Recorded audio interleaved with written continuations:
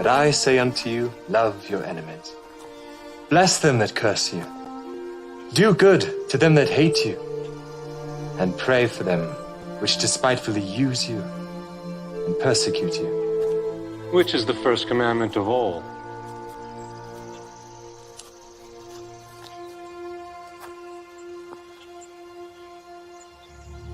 Hear, O Israel, the Lord our God is one Lord.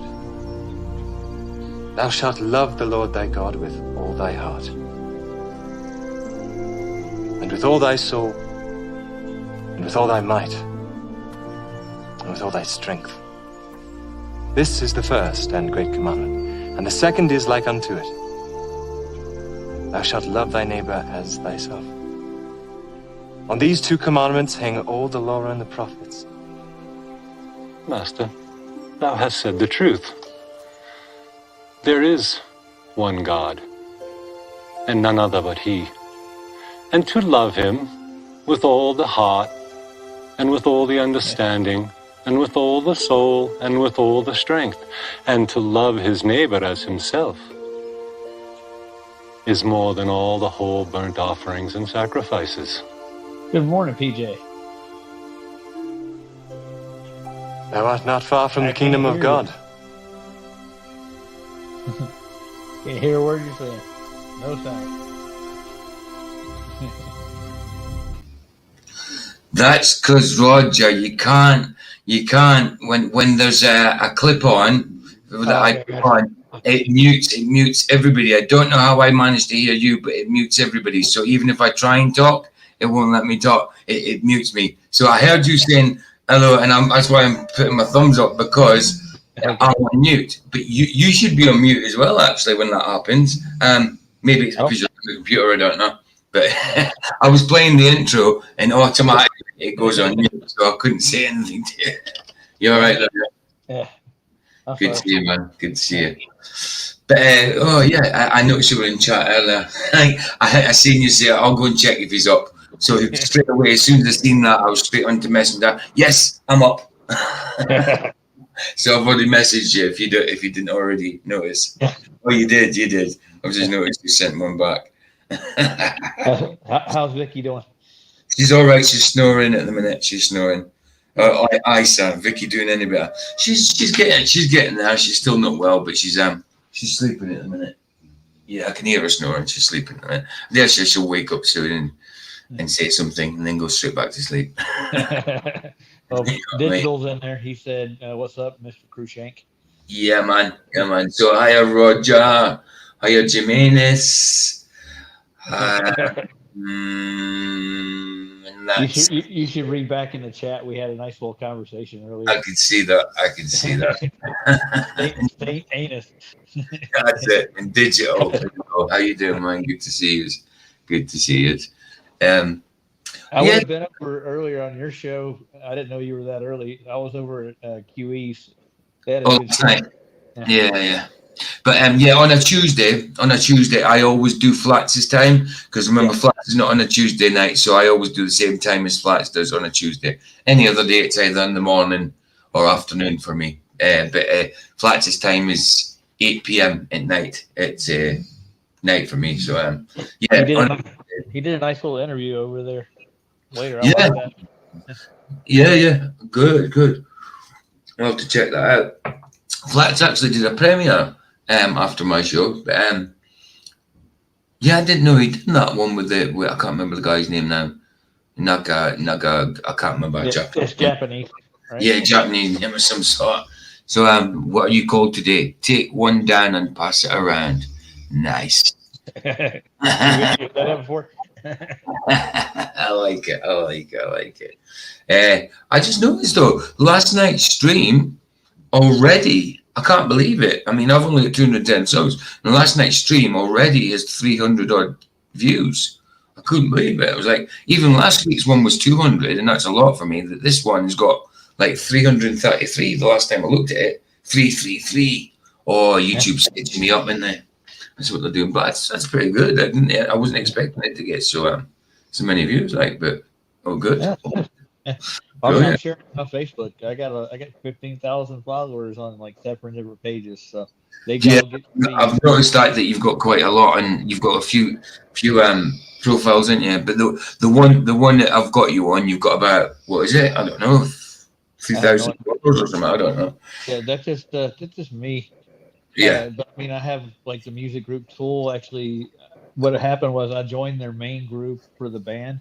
They kicked Uh, me out because they didn't agree with my brand of German on there because they do some songs in German and they interpret them differently. So they got mad at me and kicked me out. So I started my own group, and it took me like a decade, but I got 15,000 followers, and mm, because they're just mad at them because they're so picky about the way they were making their. It's just a fan club. yeah. They're snobs, so we like said we all got together and we started our own group. So Mm, they get my post off main feed too. They get it in groups. So all those 15,000 people that are in those groups that I have, I think there's. mm. Wow, man. Wow, that's a fair one. I mean, Facebook. I don't even use Facebook anymore. All I do is use it to share stuff. I never really was into Facebook.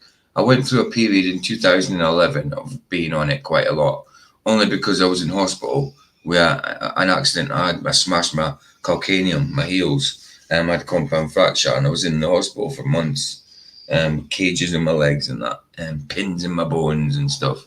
So, yeah, I went through a little while of being on Facebook then, but in general, I just use it to share stuff. That's it, you know. Derek Nelson, hi dude. He's just turned up. He said, think I may have went off the deep end of Flat Soy stream yesterday in the chat with One Mind, One Spirit. Shrug. Yeah, you're getting into it with One Mind. Aye, One Mind's all right.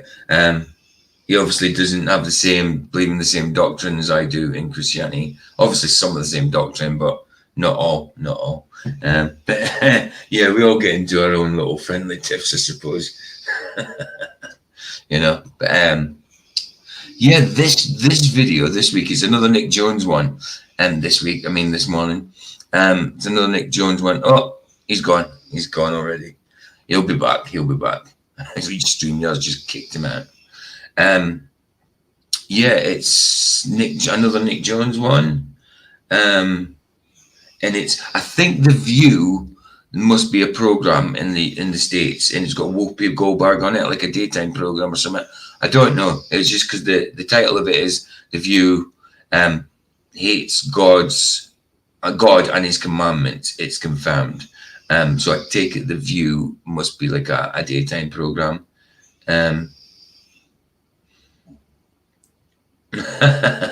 One Mind was put is all right. We clean so many things, PJ. Lol. Okay, dude. Yeah, man. Here he is. He's back. He's back. Yeah. So yeah, Whoopi Goldberg's on it, on the thumbnail anyway. So I take it it's a daytime show called The View in the States. Is there a daytime show in the States called The View? Like a morning show in the States called The View? No? Can you hear me? Roger? I don't think you can hear me. Or you can't reply. Are you hearing me, Roger? Okay. Okay. Yeah, Derek says it is. Yeah, I can't stand The View. Yes, it's in the States. Right, cool. Right, you can't stand The View. Well, this is obviously Whoopi Goldberg's on it, and it's Nick Jones obviously reacting to. Why is yeah, you're getting a little you're getting the little ring of buffering, Roger. Don't know what's going on, why you're not getting through, but can you guys still hear me in chat? I dare say you can, because I'm talking and answered. But Roger, you were buffering there for a minute. Yeah, silence, Jimmy, silence of Lego. Yeah, just so you can hear me, obviously. But No, he's doing it. It's doing it again. He must not have a signal. It can't be my side because obviously you guys hear me. Yeah, you can hear me fine. Cool. It's obviously Roger Lynn. Hey, he'll come back in. Anyway, let's get this video ready. Video file. Which one is it again? That one. There it is. There we go. I'm sitting here watching. So, yeah, I know the Nick Jones one. I kind of like Nick Jones. I mean, I'm new to him, but I certainly agree with a lot of what he's saying. Yeah, you're still buffering, dude. I don't know why it's not letting you come through. I'm not sure what's going on there, dude. It's got to be a signal. Anyway, I'll play this, and once he comes through, he comes through.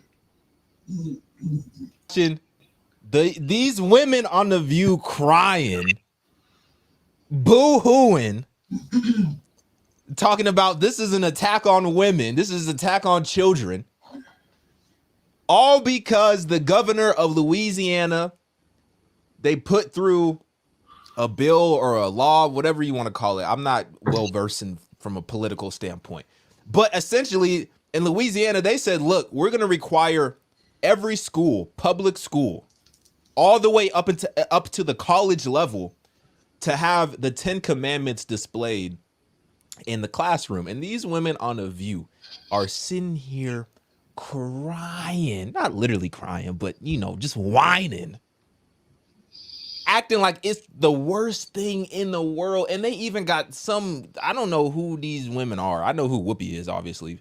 But and how can the 10 Commandments be the worst thing in the world? I mean, I know not all laws are good, not all laws are moral, obviously, but the basis of the laws are based on the 10 Commandments. Thou shalt not kill, shalt not steal. You know what I mean? I mean, there's no laws about being no other God before me.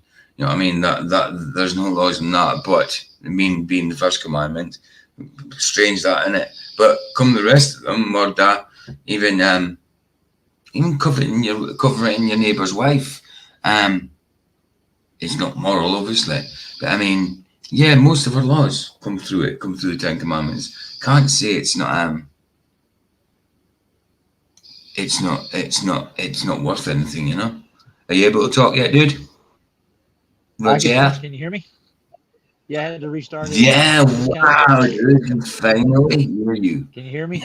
You okay? Yeah, we can hear you. Yes. Can you not hear me? I can hear you. Oh. Let me just comment to him in private. I can hear you. Can you hear me? Okay, yeah, good. I can. Yes, I can hear you. You weren't even moving. You were like frozen. Well, I wasn't frozen on this time. There you are. I was about to type to you. In the private chat saying, yes, I can hear you. It's freezing again.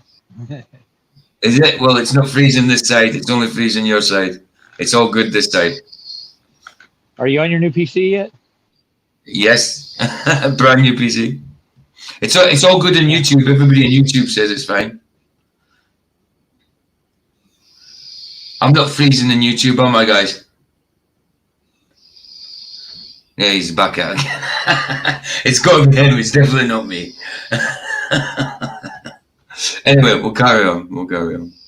But I don't know who this woman right here talking about. She's a Christian and she hates it.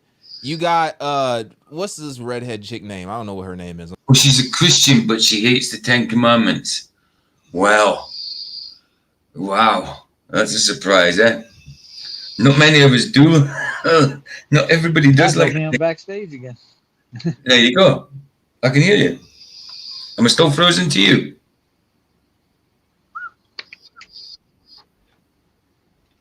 Don't know what's going on your side.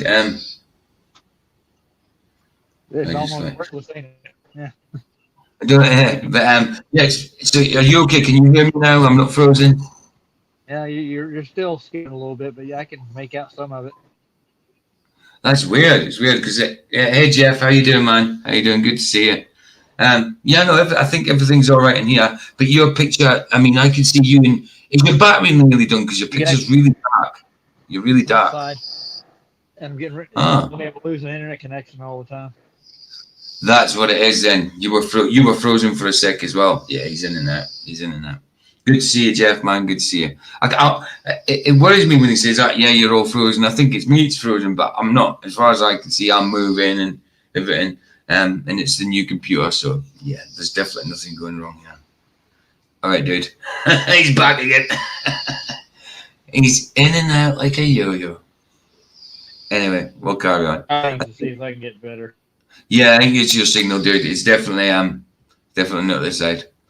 But yeah, you do what you got to do. Once you sort of shout stop if you need me to stop.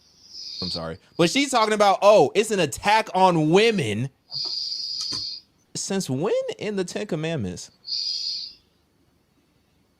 is there anything that would indicate any type of harm towards women whatsoever? It actually says to don't commit adultery.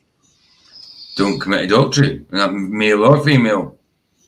Do not commit adultery. That's kind of respecting women. I mean, how is the Ten Commandments against women? That makes no sense whatsoever. I mean, even says you should not cover your neighbor's wife. You know what I mean? So, like, wow, it kind of protects them. Yeah, crazy. Wow, some people get mad at. Some people get some mad ideas. Do you know something? I can hear you, but you're now frozen. Oh, he's gone again. God values your family. He doesn't want your husband to cheat on you. He wants your husband to honor you, to love you, to lay his life down for you. Yeah. I don't see nothing in it that says it's an attack. Now, I understand why people are frustrated. And let me just go here because this is a very good breakdown. I know we can find the Ten Commandments in Exodus. It's also in Deuteronomy as well. But this is a really cool breakdown that they did on Got Questions because I get it. I get it. I get it. I get it. I understand. Because what they were also... Yeah. That's a lot better. That's a lot better, dude. It's a lot better. Cool. I tried a different server, or not server, but what do you call those things? Window, whatever it is. Ah, yeah, you got a different window. Got you. Also saying is like, yo, this completely violates the Constitution. And this is essentially forcing Christianity on children, which I don't necessarily believe that, but I could see how other people could believe that. Because if you're coming from a different belief system, whether you're a Buddhist, a Muslim, or Hinduism, or anything else, atheist, Satanism. You sound like Darth Vader. What's going on? He sounds like you're about to bring Luke to me. I shall deal with him myself. That's one. Bring Skywalker to me. I shall deal with him myself. That sounds like a Sean Connery, Darth Vader. Yeah, man. Whatever else you're into, right? I could see how commandments 1 through 4 would be problematic for that person who's coming from a different belief system. And we'll talk about that. But ain't nobody on this earth. I'm kind of hyped up. I'm sorry. Nobody on this earth can argue with commandments 5 through 10. And we're going to get into it. Because if everybody was doing just 5 through 10, which is a lot to ask for, actually, because the Bible tells us very clearly in Ecclesiastes 7, verse 20, it says, surely there is not a righteous man on earth who does good and never sins. Oh, there you go. It says it on that side there. It says on the thing. I'll read it from the YouTube site. There is not a righteous man on earth who does good and never sins. The person that happened to, the only person that happened to was Jesus. Jesus is the only person that never sinned. Tempted, he got tempted. Temptation was thrown his way. The devil threw temptation his way. He was fully man. Temptation was all his way. You know what I mean? He didn't sin. It's the only person. Only person. I don't know anybody who's ever sinned myself. Do you? No, I think we all have, never. right? That's it. Oh, well. That's it. Absolutely. So I understand we have all fallen short, and the 10 Commandments is so beautiful. It's so beautiful. The 10 Commandments are so beautiful because it paints the picture, just a glimpse of how holy and perfect and righteous and good God is, as opposed to how wicked we are. It's supposed to. That's right. We're fallen. Our hearts are full of wicked things because of this the sinful nature of the fallen world, I suppose. Yeah. Oh, I suppose he came here to pick us back up, I think. Yeah. Absolutely. To be like that. It's supposed to be, to some people, it's supposed to feel like, what am I supposed to do with this? This feels impossible, God. That's the point. If you felt like you could obtain and perfectly hold the law perfectly from birth till death, then you would be God, right? And this is what all these other religions, not all of them, but, some people want to say, oh, we're all. I mean, I'm not in the States, and obviously we don't have presidents, we have prime ministers now, but I don't trust any government leader. I don't trust Trump. I don't trust who's in power in the UK. I don't trust who was in power either in the UK or in the States. I don't trust any officials like that. I think they're all puppets. So, yeah, I don't think Trump's a hero. Yeah. At all. Well, I mean, some people do, but I don't think all the rules go against the truth, dude, and they always will. They like to make the rules to verse the truth. It's the same kind of dichotomy, It's like they represent the lie, and if you're living in truth, it's like a clash. Absolutely. It's gonna happen. Yeah. Absolutely, bro. Absolutely. Just shout out to the Clash. God. Yeah, good shout. Yeah. I remember having their first album, The Combat Rock. That was one of the first cassettes I ever got. Hawk Jewels as guys and Hawk Jewels. Who's Hawk Jewels? Pretty sure Hawk Chua girl has said, who's Hawk Chua? I have no idea what. I'm looking at chat. I said, pretty sure Hawk Chua's gal has sinned. Don't know who Hawk Chua is.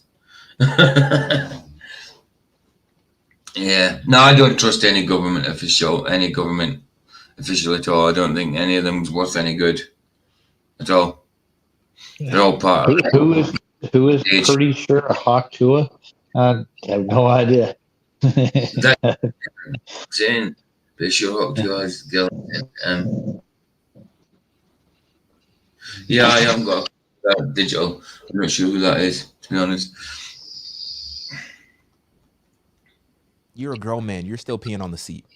You ain't God. You know what I'm saying? I'm sorry. That was a terrible example. But it's supposed to be up here.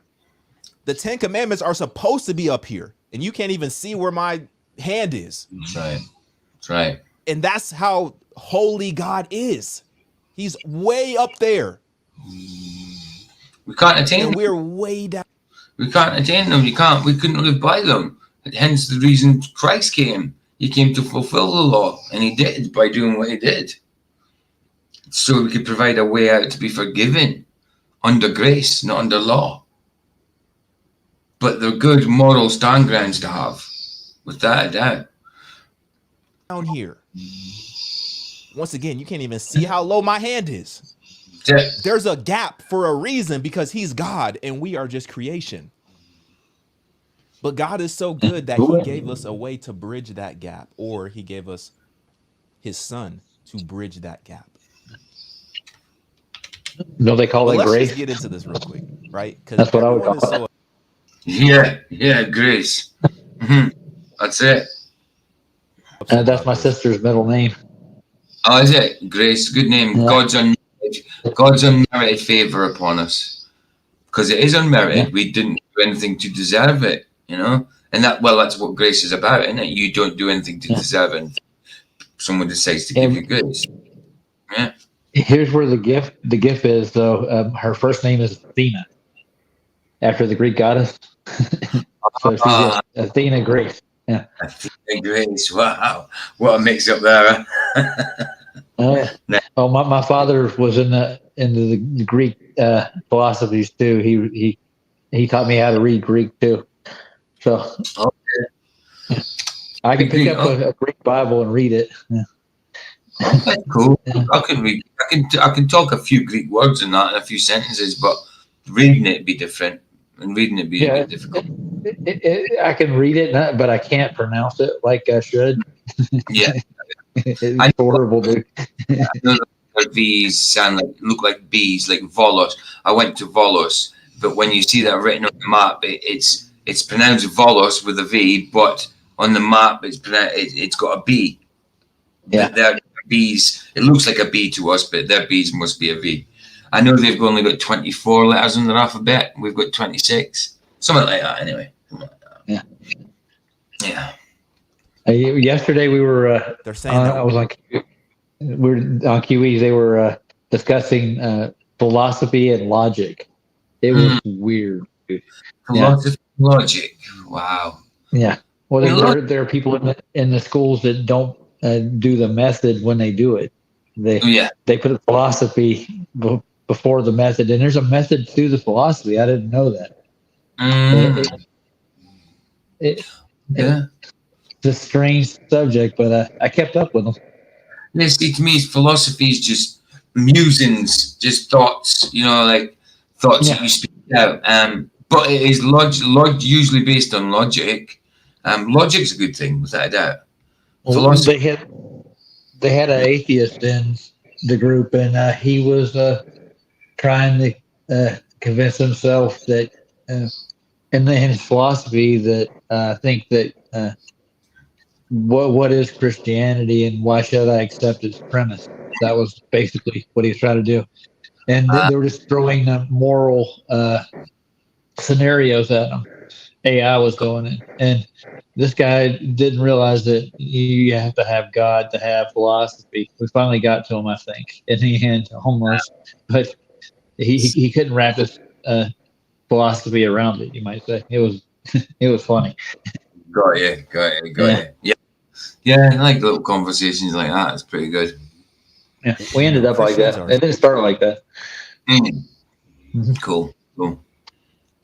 So extreme, and they're trying to indoctrinate their children. Sorry, Rog. Go on. If you get a chance, go listen to QE's last live. It was a good show. Okay, I will do. I'll do that afterwards. Actually, check it out, man. Children and yada yada yada. Do y'all not understand that the legal system that we have today in America would not exist if we did not have the 10 Commandments? That was my point. That was my point. All the laws are based on it. I mean, not all laws are moral. No, I mean, law and morality is different. They might coincide. They might come together, but not always. But if it were the 10 Commandments, we wouldn't have law.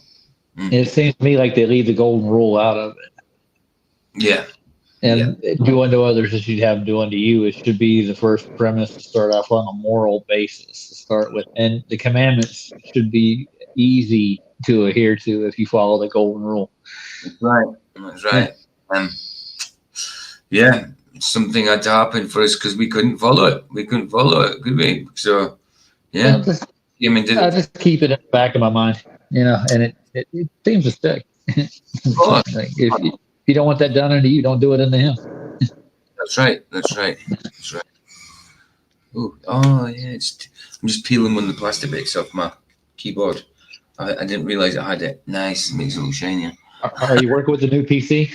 Yeah. It's new. That's why everything's works perfect in this one. No delay.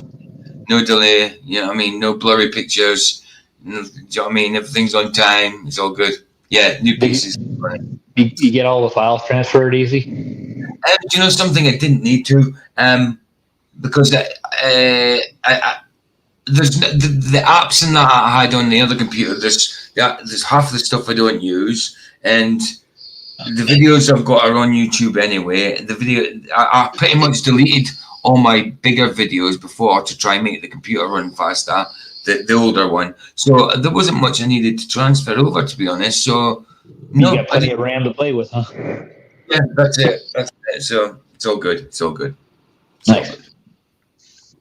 Now, what does RAM stand for? I can't. Do you know something? I did know. Random access memory. That's it. That's the one. That's the one. I'm a nerd, dude. Just get used to it. I never was. I mean, I know how to use computers to a certain degree, but I never was very technical when it comes to computers and that.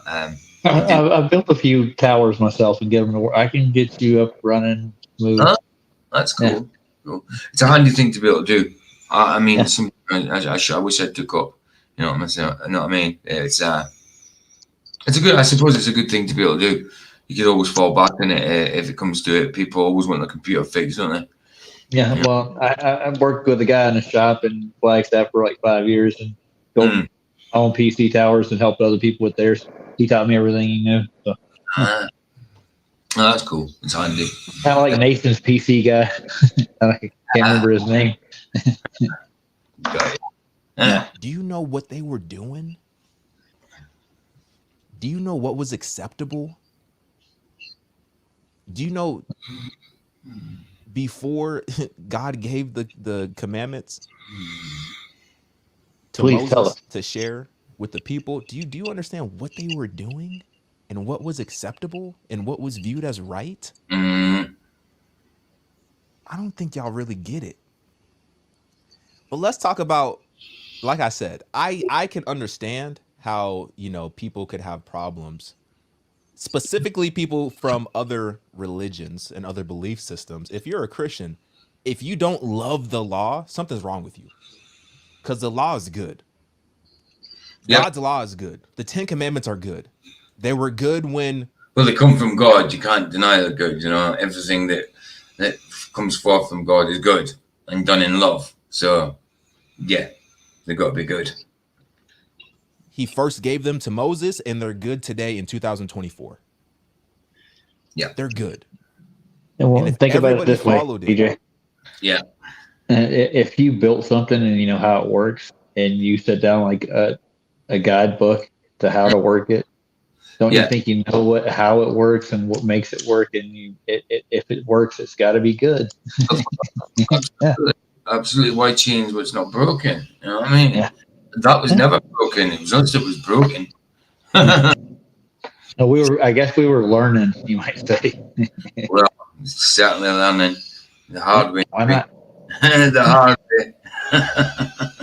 Everybody goes through it, dude. Oh, this one right here talking about she's a... Done it again. Which is a lot to ask for. Where was that? It's supposed to feel like, what am I supposed to do with this? This feels impossible, God. That's the point. Is that? And the 10 Commandments is so beautiful. It's so beautiful. The 10 Commandments are so beautiful because it paints the picture, just a glimpse of how holy and perfect and righteous and good God is, as opposed to how wicked we are. It's supposed to be. Absolutely, Derek, but we still need rescue Christ in his grace, point blank. Absolutely. Like I said, the grace fills the gaps, right? Absolutely. We couldn't keep the law. We couldn't keep it. Like that. It's supposed to be, to some people, it's supposed to feel like, what am I supposed to do with this? This feels impossible, God. That's the point. If you felt like you could obtain and perfectly hold the law perfectly from birth till death, then you would be God, right? You would. And this is what all these other religions, not all of them, but some people want to say, oh, we're all God. That's what they want to attain to.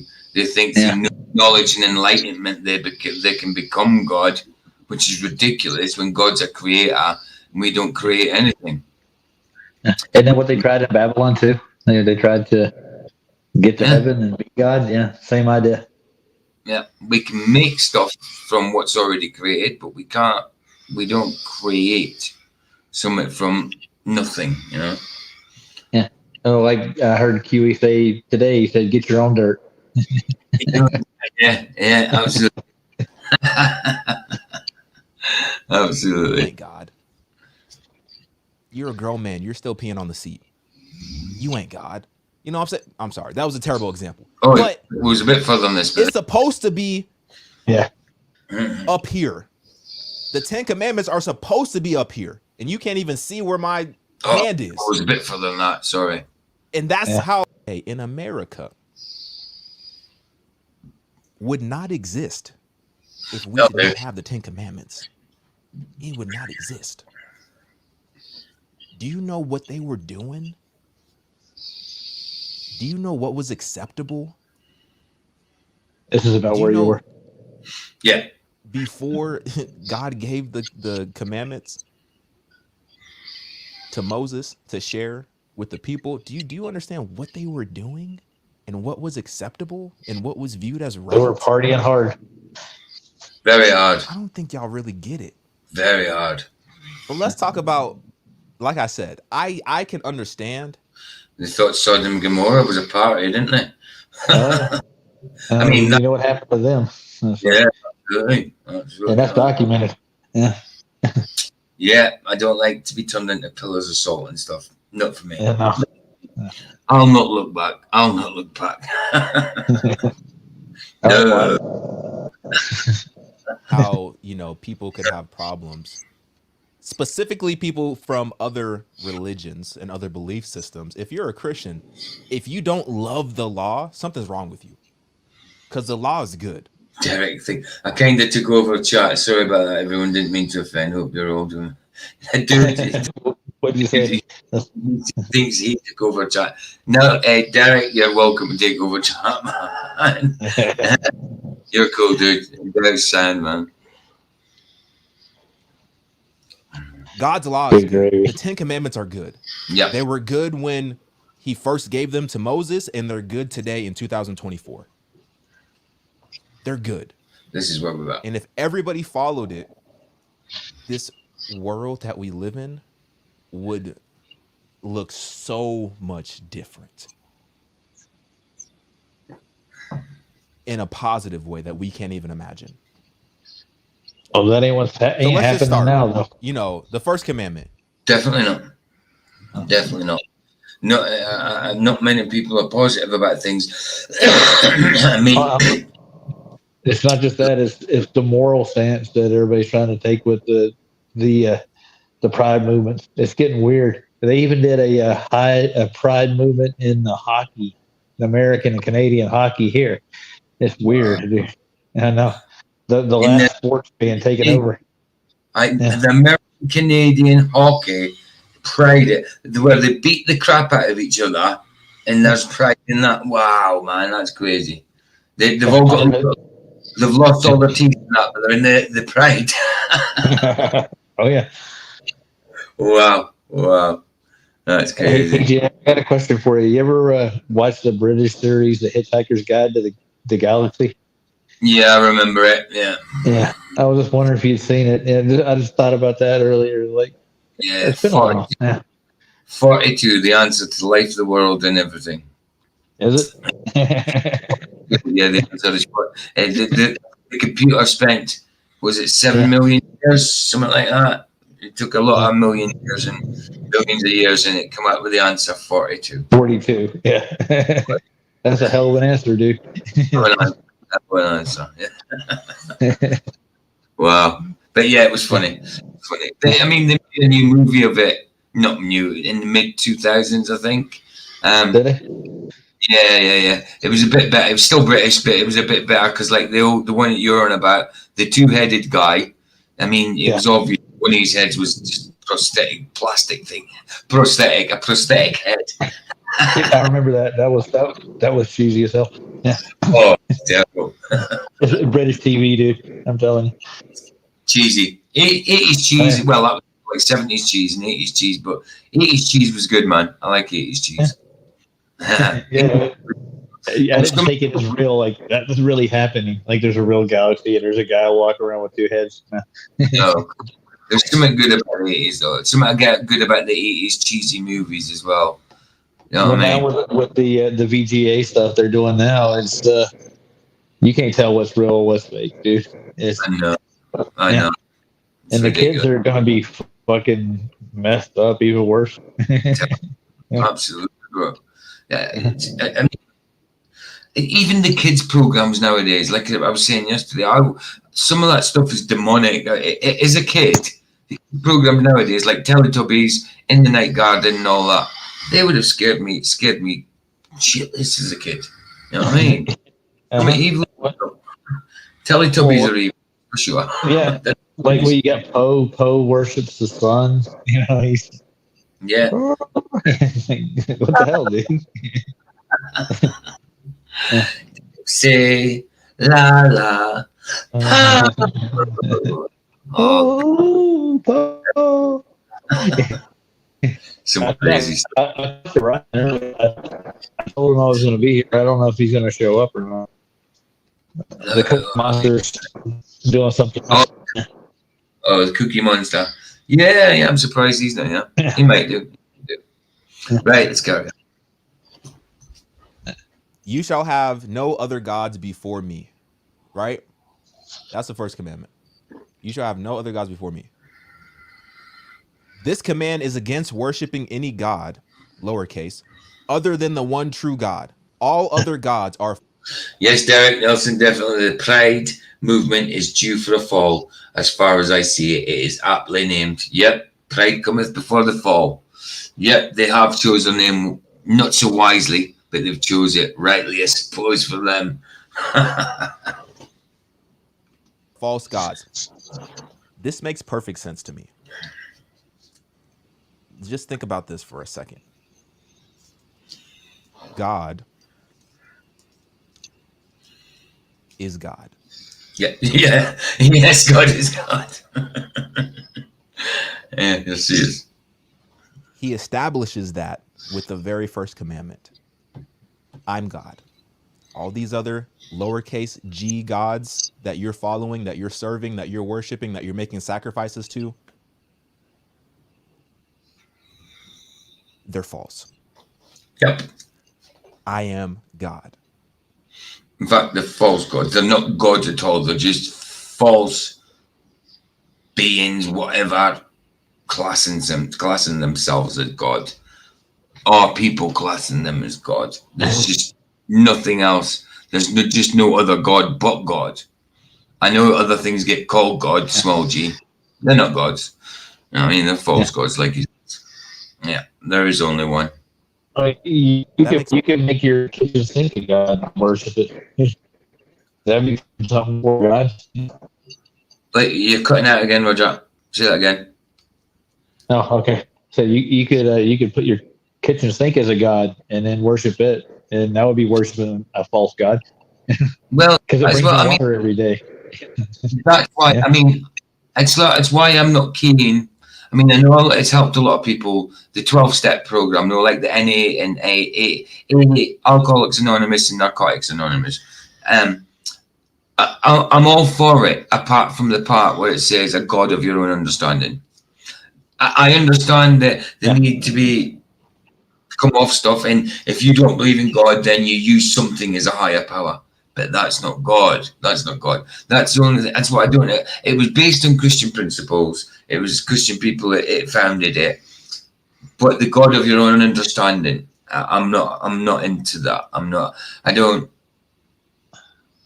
I don't even find that necessary. I mean, I'm all for people getting off stuff and all that, definitely. But if it's not God is doing it, and you're doing it in your own strength, really, you might think you're doing it in a God of your understanding, but you're not. You're doing it in your own strength. If it's not God, Jesus, you're doing it with. That's my. Take like a quarterback or a pitcher, and you could worship them as an idol and That's right. idolize them. People, Yeah, men, anything. Yeah.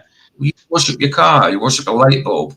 If it helps you, that you can worship that, a God of your own understanding. And they do the serenity prayer to it. That's you don't pray to God, right? You don't pray to a light bulb. Pray to God. Yeah. But I understand it to a certain degree, but that's the bit I don't like, is the God of your own understanding. Because of your own understanding is no good. Because our understanding is not very good when it comes to God. You know what I mean? Especially when you're not with God. So yeah. Well, I think a lot of these religions worship like elements like water, fire, and all this stuff, and that's just part of creation. But they idolize elements in the creation and make their own religion out of it. That was Vicky talking in her sleep. I don't know what she God, said. She's just shouting in her sleep. She said, "Roger, you rock." Quite possible. Yeah, but the real God allows you liberty, and anything else wants you to have nothing to do with them. Let me read that again. The real God allows you liberty, and anything else wants you to have nothing to do. Right? Yes. I get it. Well, anything else wants you to have nothing to do with God. Yeah, absolutely, Derek. Absolutely, dude. Of course, that must have been that. Yeah, I know. He puts in so many M's. He puts that. I think Vicky's got indentations on her screen where them letters are. Telling you. He's running his head, ain't What do he? you want? I feel like it's the worst thing in the world. The path to do. I'm speaking to the unbelievers. I'm speaking perfect sense to me. Just think about this for a second. God is God. Is God. Yeah. Nice one. Yeah. He establishes that with the very first commandment. I'm God. All these other lowercase g gods that you're following, that you're serving, that you're worshiping, that you're making sacrifices to, they're false. Yeah, absolutely. I am God. That makes perfect sense. What do you want God to do? Sorry, bro. Yeah, I was gonna say this one thing that DeBay actually said about the lowercase gods. He's like, you could take an idol and put it in a room, and you could take half of these basically heathen people and put it in there. You could tell them that little idol built the room and everything in the room, and they would actually believe you. Sorry, say that last. Cut out again. Sorry, say that last again. Okay, you could take a little idol, right? Put it in a room, take people into this room, and tell them that little idol built everything in that room, and they would actually believe it. Yeah, absolutely. That's how blindly people follow. Some idols, some. Do you know what I mean? So yeah, absolutely. Hey Nathan, good to see you. I think God wants us. God wants us to know His creation for what it is. That's how you live. Yeah. Nathan, I actually can't believe. Hold on, 2 seconds. Nathan, I actually can't believe you haven't got a spanner, dude. Nathan doesn't have a spanner. After he just shouted me out the other last week as well, and I gained about 25 subs, which is like when he shouted me out, I had 175. I've now won 210, and that was only like a week ago maybe. So yeah, Nathan in the house. Yeah, bless you, Nathan. Nice one for having a little look in by. Good to see you, man. And thanks again for the shout out, dude. Like I say, I gained a fair few subs from it. Nice one. I'm speaking to the unbelievers. I'm speaking specifically to people who don't believe in the God of the Bible. What do you want him to do? To say, I'm God. Oh, and also those other gods that you serve, that's fine. You can keep serving them. Keep making sacrifices to them. That's fine. Because like we're all gods. So it's cool. You like what do you want him to say? What do you want him to say? He is God. Anything doesn't matter what I he think says. he's already Anything, said everything we need to know. yeah. Anything he does say is going to be righteous, holy, and correct without error. It's inerrant, the inerrant word of God, inerrant word of God, the inerrant logos of God, the inerrant Jesus of God, the living word of God, especially, you know. Yeah. There's nothing you can say that's not right. And even if, like, just say that the nature of God was in our own understanding, like a bad, horrible, wrathful nature, and that at the end of the day, he's God, you know. So what he says is goes. I know it doesn't sit well with people, but some people. But what he says is good. He's God at the end of the day. What he says goes, doesn't it? What he says is righteous is righteous. What he says is good, you know, because he knows better, you know. He definitely knows better than me, that's for sure. You know? Anybody that can make something as amazing as what creation is and what nature is pretty awesome, dude. You know what I'm saying? I He would gave us, respect him right away. he gave it, And I think that's the way we should treat it. yeah, absolutely.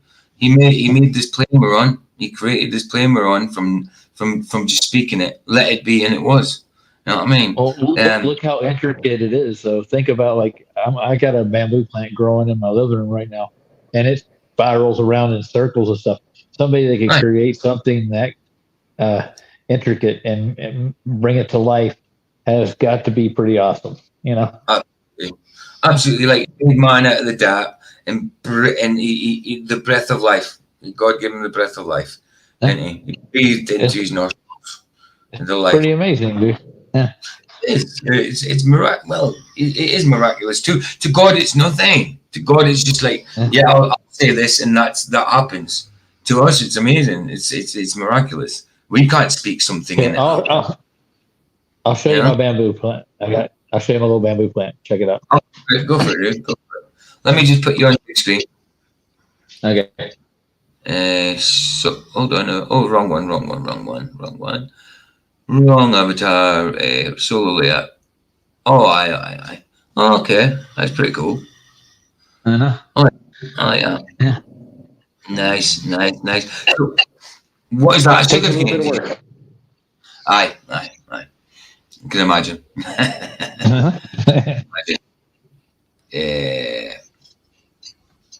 Hold on, let me just. Now I'm on the screen and nobody else. You're the only one on stage. It's your show, dude. Take it away. Man. All right. Well, we're changing the subject. We're going to go into computer programming today. I'll teach you how to build a PC. Let's go Hollow Earth or get Concave Earth. Dude, some of those Hollow Earth stories are pretty cool, though. If you ever read any of the books, like Smoky Gods or Journey to the Center of the Earth, they took a lot of imagination to write that. Journey to the Center of the Earth would be a good one for Hollow Earthers, wouldn't it? You know what I mean? Yeah. But some people do believe in Hollow Earth, don't they? I mean, I don't understand why, because everything would be line of sight, wouldn't it? Yeah. Everything you see would be line of sight on a Hollow Earth, apart from what's behind you. But if you turn around, it's line of sight, no matter where you are. And it just depends, because some people thinks that, I don't know. Some people think that there's a Hollow Earth where there's like I don't know, like some kind of sun going about in a Hollow Earth. But some people think like the Earth is just hollow with something inside it, and some people think there's different types of blooming hollow earth. It's all confusing, to be honest. But in my understanding, if hollow earth or even concave earth, Yeah. things would be line of sight. You know. Well, we still have line of sight observations we make here, but the fact of the matter is that I think they're trying to represent the underworld in a way, but they're trying to make it more mystical. And if you read it, it's like there's always a boat ride that takes people into a lot of these journeys, and they go downstream and find these ancient cities underneath the ground. Yeah, absolutely. I mean, it's good. It's good for fantasy. I mean, I loved watching the old film. I think it was a 50s one, Journey to the Center of the Earth. You know what I mean? And it was actually in color, wasn't it? I loved it. But I mean, for believing in the hollow earth, no, and that's never got happened. We know the flat earth plane is the truth. We know it's measured flat. Any measurements they do on Earth is a flat measurement. Any measurement is a flat measurement, and then they just hijack it. You know. Well, a lot of those stories are based on some of the old expeditions that were actually done, and they found some probably fantastical things, and the people that did, they want to keep that stuff for themselves, dude. You know what I'm saying? Absolutely. I'm not saying like if they went to Mercator's Meru, where the four rivers leave the mountain, and found this wonderful land at the center of the earth. They're not going to like let anybody go there, because I think it's greed in my mind. They don't want anybody to get a hold of the truth. So. Well, that's it. They don't want anybody. They want everybody to be deceived, don't they? To be in bondage, because being deceived is being in bondage. Indoctrinated is being in bondage. Yeah. It's slavery, isn't it? Did I just see Barbara? Yes, I did. Hiya, Barbara. Good to see you. Hey, Barbara. Oh, it was a pleasure to see Barbara. She's cool. She's so cool. Yeah. Good to see you, Barbara. Good to see you. So stop serving all those other false gods. If he was okay with those other false gods, and if he was okay with our relationship with false gods, then that would make him not a good God. Because ultimately, the path that these other false gods are going to lead people down is a path of destruction, which is going to lead to death. Absolutely. Why would God be okay with that? Why would he be okay? Well, hence part of the reason he says, I'm a jealous God. There'll be no other God before me. His name is not jealous, that's for sure. It does say that. But yeah, he says, I'm a jealous God. That's to show you how much he doesn't want you to have false gods before him. Because it's not because he's jealous and he's trying to show you love, right? He needs our love and needs our attention. That's not it. It's for our own good, because it will lead us to destruction. Yeah. Well, God is trying to show us love. Yeah. It's hard. Love isn't like an easy thing. It's not. It's you've been in relationships. You know they're not easy, and to love that person takes a lot of work, dude. And he's trying to teach you how to love. Yeah. Absolutely, because loving is a choice. It's not just an emotion. Yes, there's an emotional, chemical love. Yeah, the feeling. It's not the same thing. That's just a feeling, dude. Yeah. Unconditional agape, godly love. Unconditional, as I say, is a choice. It's, you might not like that person, but you love them. You don't want to. There's lots of people I dislike. And I really don't like what they do at all, but I love them. So So PJ, you would say that love and forgiveness go hand in hand? Yes. You have to have one with the other. Yeah. Yeah, you have to forgive. If you don't forgive, God doesn't forgive you. And you must forgive yourself as well. A lot of people confess. I had no problem forgiving other people. Forgiving yourself is a different story. And I know God doesn't need forgiveness, but sometimes you need to forgive God for what you've blamed him for. You know what I mean? Yeah. For what, Well, not because you've done anything wrong, but in your mind, so you have to take hold captive of that and forgive for that, you know? Not that he needs forgiveness. I think as well, sometimes the relationship with your own father affects the relationship you have with God, because it's an authority figure, isn't it? So, yeah, sometimes that happens. What did I think Barbara the say? nations have forgotten that part. That's why they went to war with each other. Absolutely. Absolutely. Barbara said, jealous isn't the same as envy. A parent is always jealous of their children, wanting only the best for them. It's not rocket science. Yes, absolutely right. Jealous is not always the same as envy. Definitely, It's not definitely. rocket surgery. No. It's not rocket surgery. Yeah,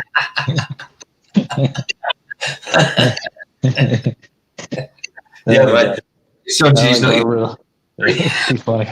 the rocket surgery. I like it. But yeah, rocket science is not even rocket science, is it? I mean, there's No, no not such really.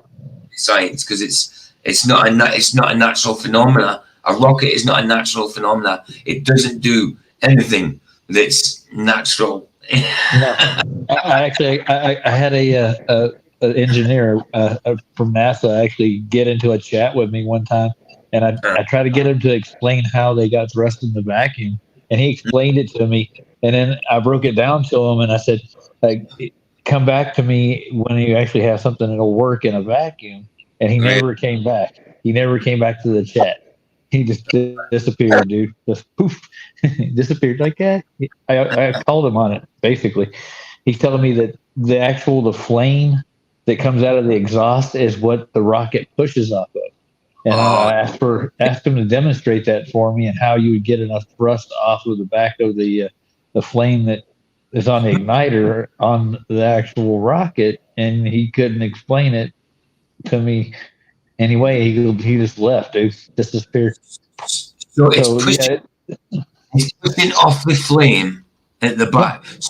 So what's the flame pushing off? Yeah, and in a vacuum, the flame would extinguish itself. It has no oxygen to burn. He said we have oxygen feeders that go to it, but I mean, in a vacuum like they're explaining, that stuff would dissipate so fast you wouldn't be able to get any push off of it. The only time that a blooming rocket moves in a vacuum is when the vacuum's small in the little Yeah. demonstrations and the gas hits off the wall and it pushes off the vacuum wall. Nothing to do with pushing off the vacuum itself. The whatever vacuum it's down to, whatever minus air it's down to.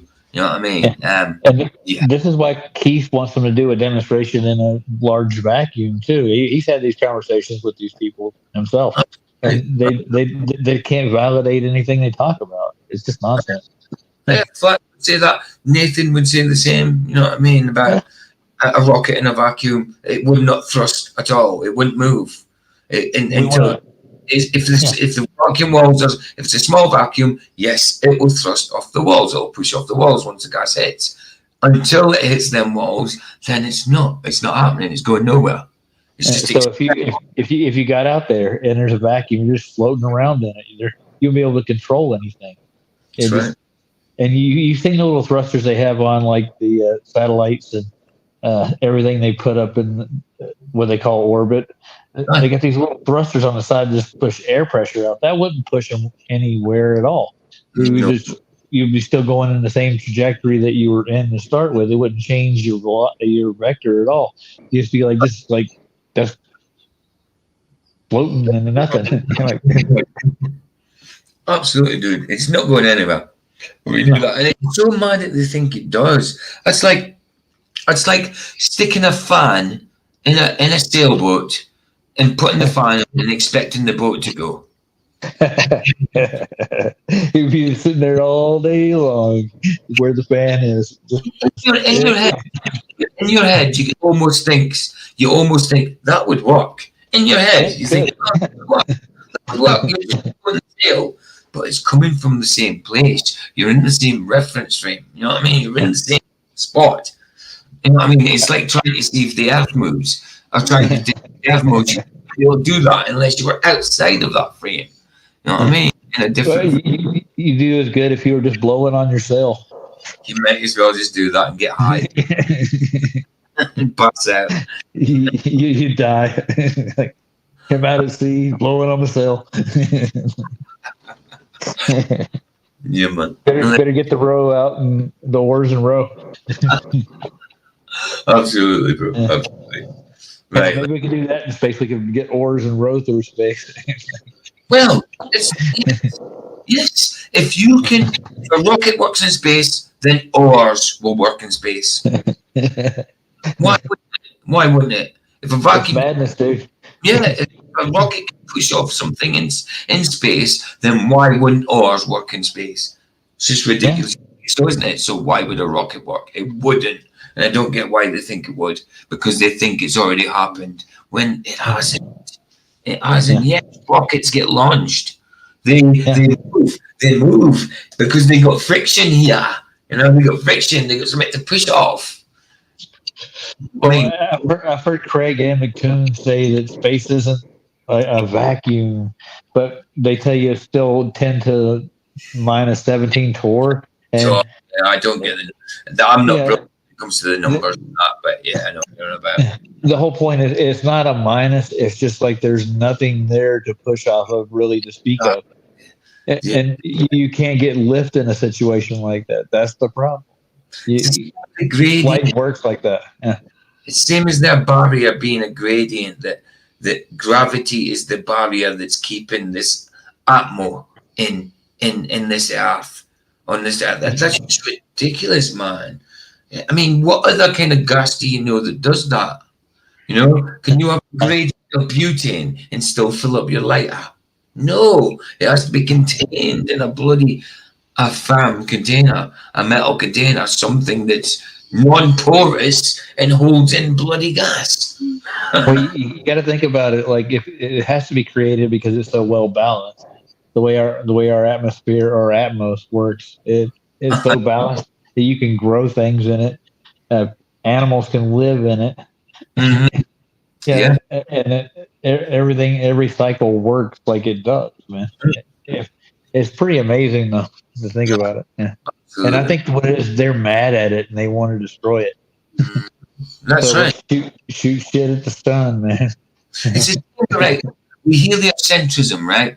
They think that by us, like us knowing it's a flat earth, they think we're taking something away from them. Like we're taking this big vastness of space and all these planets, galaxies, nebulas, stars. We're taking all that away from them. I mean, hold on. If that was reality, you're never going to see any of that ever, because these vast distances. You're never going to have technology that'll ever get you through there. That's so stupid. So what is actually being taken away from you in the end? If anything, flat earth is adding to it. And it's so much simpler and easier, flat earth. So much simpler. Well, what you're taking away is their boogeyman stories of outer space. That's right. I love sci-fi. I would have liked to have gone through space myself. You know what I mean? As a kid, you love space. Even now, I mean, I like Doctor Who. I don't like how it's gone now or woke and stuff. But I'm a Doctor Who fan. I'm a Star Trek fan. I'm a Star Wars fan. Well, Doctor Who's more like a time travel thing, isn't it? Time travel. But yeah, it does go through space a lot. Yeah. Well, they added that into it. Yeah. It's TARDIS actually means it's an acronym. It means time and relative dimension in space. That's what TARDIS actually means. But yeah, no, it's actually it does go through space as well as time. Have you ever watched the Quantum Leap thing? The American version of that? Love Quantum Leap. Loved it. Loved that. I loved that. I used to at the end of it when you went, oh boy, you know, like when oh boy is in the next boy. I loved that, and I loved the thought of him. He has to go through all these different people to try and get back home again. Loved it. I couldn't wait for every episode. Did he ever get home? I don't know. I doubt it. I don't think he did. I remember the whole series. I don't remember him. He got so close a couple of times, but he never got back. Actually, let me just find that out. What was his name again in Quantum Leap? I can't remember. I think did they not do the actor. I don't know. He did. I don't know if they did a movie. The actor actually did a Star Trek thing as well. Discovery, not Discovery, Star Trek Enterprise. He was in Enterprise. Quantum. Yeah, I remember that. They made him a TV captain, or didn't he? 1980. I can't believe it's that old now. 1989. Sam Beckett. That's the character's name. Sam Beckett. Yeah. Who's it played in cast? Is it Raymond Lee, Caitlin, Bassett, Mason, Alexander Park? Which one played Sam Beckett? What's his name again? I got a picture of his face.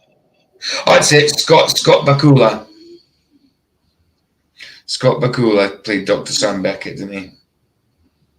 Yeah, it was a mainstream show, wasn't it? It was on NBC or something. Yeah, I think it was NBC, something like that. So we don't get that in the UK, and that we know of it because of the States. But yeah, in the UK, we would have had Quantum Leap would have been on ITV or Channel 4. It would have been. You got to remember, we only had 5 terrestrial channels. It wasn't until we got Sky that we started having more than 5 channels. You know? I remember as a kid only having 3 channels.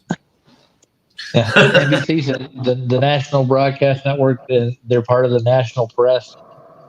They're part of the It's an old conglomerate, man, and this is always like it's associated. Like the BBC's always considered like the Royals network.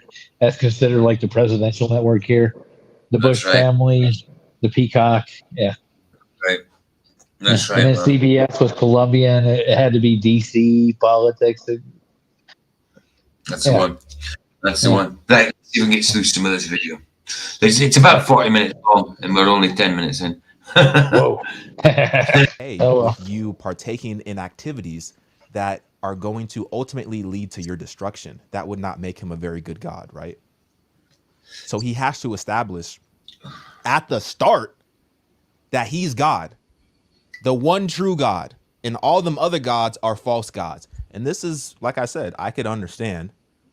I know how we can get through a few minutes of this. I'm going to leave it playing while I go and make a coffee. That'll get us through a few minutes, won't it? So if there's anything to say when I come back, just give me a shout. How people of other faiths, of other belief systems, over there. They don't want to see the 10 Commandments in school because they feel like this is putting their children into this box that is essentially saying that whatever religion they practice at home is false. But like I said, if you are God, of course, you're not going to want people serving false gods. Number 2, you shall not make for yourself an idol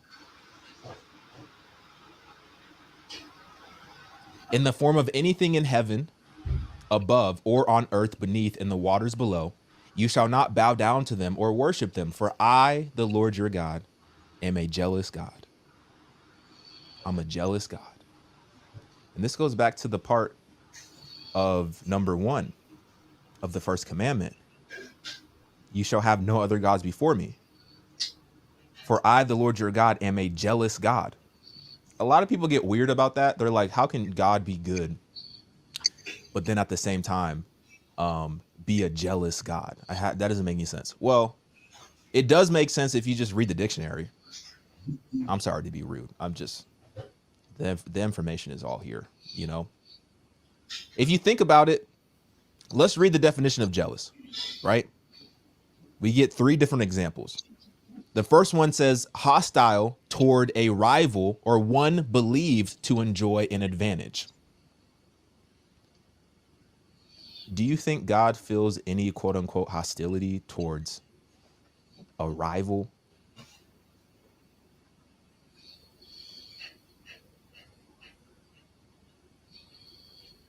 No. You know why? Because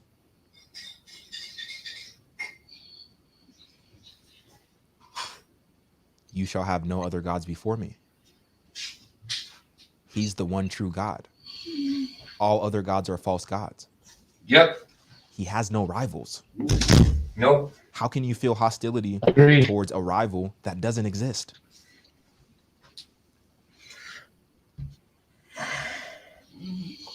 Number 2. Yes, he has no rivals, as in gods, that's for sure. I mean, the devil is certainly classes himself as a rival, but he's not a god, and he's no rival. He's no kind of a rival to God, because God created him. What is a created being to God? Nothing. And there's nobody else like him, so there is no comparison, is there? But the devil seems to think he's got some kind of chance, even though he knows he's lost. He's scrambling about, like, oh no, what am I going to do? It's getting there. It's getting to near the time where I'm gone forever and ever and ever and ever. Who in their right mind would try to rival somebody that made them? Dude, think about that. And the thing is, as well, what did the devil? Including the devil. The devil, as Lucifer, was the highest choir of angels. He was beautiful. He had instruments coming out of his body. You know what I mean? What was his problem? Why you got jealous of God, dude? You know what I mean? You should have been worshipping him.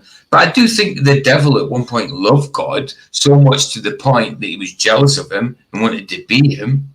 You know what I mean? That's my personal feeling. Right? But that's mental, dude. That's what I gotta say. yeah, it's absolutely crazy. If it's not, that's good. Intolerant. Oh, you've got a little bit of robot Raj going on. Okay, I'm not of saying rivalry anything. or unfaithfulness. You're not staying. I'm not talking. Here, I'll move for a minute. Yeah, okay. No, I was going to say, no, of course you can stay. You're welcome, always. I thought you said you weren't staying for some reason. Right, let's carry on. Oh, Chris play. Okay. That seems to make a lot more sense, doesn't it? God is intolerant of any proposed rivalry from these false gods because there's no competition. There's literally no competition. How can you be my rival? No competition at all. Derek says it shows all major media and all major corporations have greed as their god. Absolutely, Mammon. You can't worship Mammon and God. You know, people try and mix the two. Yeah, I'll worship God and yeah, I'll have this money as well. You know, can't take it with you, can you? It's just ridiculous. People try to hold on and hoard this money, and they're so rich that they can never ever spend this money, ever. And what do they do with it? And they can't take it with them. It makes them so greedy and so twisted and bitter. Money, the love of money. We need money, obviously, but the love of money is the root of all evil. It says that, and it's understandable. It corrupts everyone. Corrupts everyone it comes in contact with. If you've got a love for it, if you want that so much, yes, we all would like to be comfortable, but when it comes to loving that, you know, like people just like even these YouTubers and influencers and stuff like that, they come from humble backgrounds. Then all of a sudden they get some kind of viral video, they end up getting a good following on YouTube, and then they forget their past. They forget where they come from. They forget the hardship they went through. And all of a sudden, they're so full of pride. You know what I mean? All huffed up, boastful, and totally forgot where they've come from. Totally forgot their meek past. You know what I mean? And it's pure selfishness. I mean, in pride. How can you be so humiliated in life to a certain degree and then come back like that and have no humility? Yeah. Yeah. Okay, think about it. If there was never money, how things would actually be. Well, yes, absolutely. Absolutely. It'd be a whole other playing field. You know? I mean, we used to use a bartering system, didn't we? Yeah, I'll give you these 4 plants if you give me 1 pig. You know, that type of thing. It probably would have been better off like that. You know, there are communities that still do that now. Yes, there is. But now now a lot of people just seem to barter with money. Yeah. It's just a lot easier though. Money does make things easier, like ebb and flow. It But does. as it goes, the natural order of things are a lot different. To be honest. Yes, Derek, he said, I'd rather remain a small channel and keep my integrity intact rather than otherwise. Absolutely, dude. Without a doubt, man. Without a doubt. Do you know, I'm fine with a few hundred subscribers. Do you know what I mean? If I get more sound, it's all good. But I'd rather be small and keep my integrity, like you said. Absolutely, dude. Without a doubt. Without a doubt. I wouldn't want to, why would I want to get boastful and all that and say, you know what I mean? And you could just be, come down with a crash just like that, and then you've got to be humble again and take that humiliating stance and be humbled. Why go through that when you could just be humble in the first place, or not proud anyway? You know, not proud. It's good to be proud of someone, to be like, oh yeah, my son, yeah, proud of what he did. You know what I mean? He won that race. Yeah, proud of him. Sound, that's different. But being boastful and prideful and having hubris in yourself, it's not good. It's really not good. And people say take pride in yourself. I get that saying, but I don't like it anymore. I think this should mean when they say like, take pride in yourselves, it means you look after yourself. You know what I mean? Keep your appearance tidy or something like that. Shouldn't use the pride thing. I mean, pride's okay to a certain extent, but what cometh before the fall? Pride. It's okay to be proud of something, but to have pride, be proud of yourself in that way, in that boastful, puffed up chested way. Not good. Don't want to be a pigeon chest. Yeah, man. Rival. And there's literally no competition. There's no competition. I can snap my finger and literally take the life and the breath out of you. Yep. You snap your finger and you just make a sound. Like yep. there's no competition. I mean, you understand what I'm saying? Like he's saying just snap his finger and God could take life. He doesn't even need to do that. God could just think it, just speak it, just I don't know what it, you know. He doesn't need to do that. Not that he would just take life off you, you know. Some people need that, you know. He doesn't even need to do that. God has no rival. There's no competition. So of course he's going to be intolerant of it. If he was tolerating this competition, then that would indicate that God is not truly who he says he is. Absolutely. Because why would you tolerate that's well competition with somebody who is not even of any concern, of any competition, of any substance at all? No, you go ahead and do whatever you're going to do. You're going to deceive people. Barbara said, being miraculously healed to the extent I currently can be. Sorry, I'm going to read that again. Being miraculously healed to the extent I currently can be. Being a titanium work of art, nothing was more humbling than being seen as worthy of healing. My cup truly runneth over. Absolutely, Barbara. You know what I mean? I used to pray for healing in my feet and certain things. I had hepatitis C at one point because of my drug addiction, and asked God to get rid of it, and He didn't. God could sometimes leave a thorn in your side, like did we, Paul. But I mean, I was thinking I wasn't getting healed because I was asking for it and it wasn't happening. But then out came this medication that now gets rid of Hep C, and I got the medication and got rid of it that way. So who's to say that God didn't answer my prayer in that way? You know what I mean? Because I had the most aggressive form of hepatitis C. I was genotype 1A, 1B, which meant I was a dual carrier, you know? And I keep forgetting to tell people that as part of my testimony, that I had hepatitis C due to drugs and that, blood-borne disease, a virus. And then I got rid of it. I asked God plenty of times to get rid of it for me. And then I get rid of it through medication.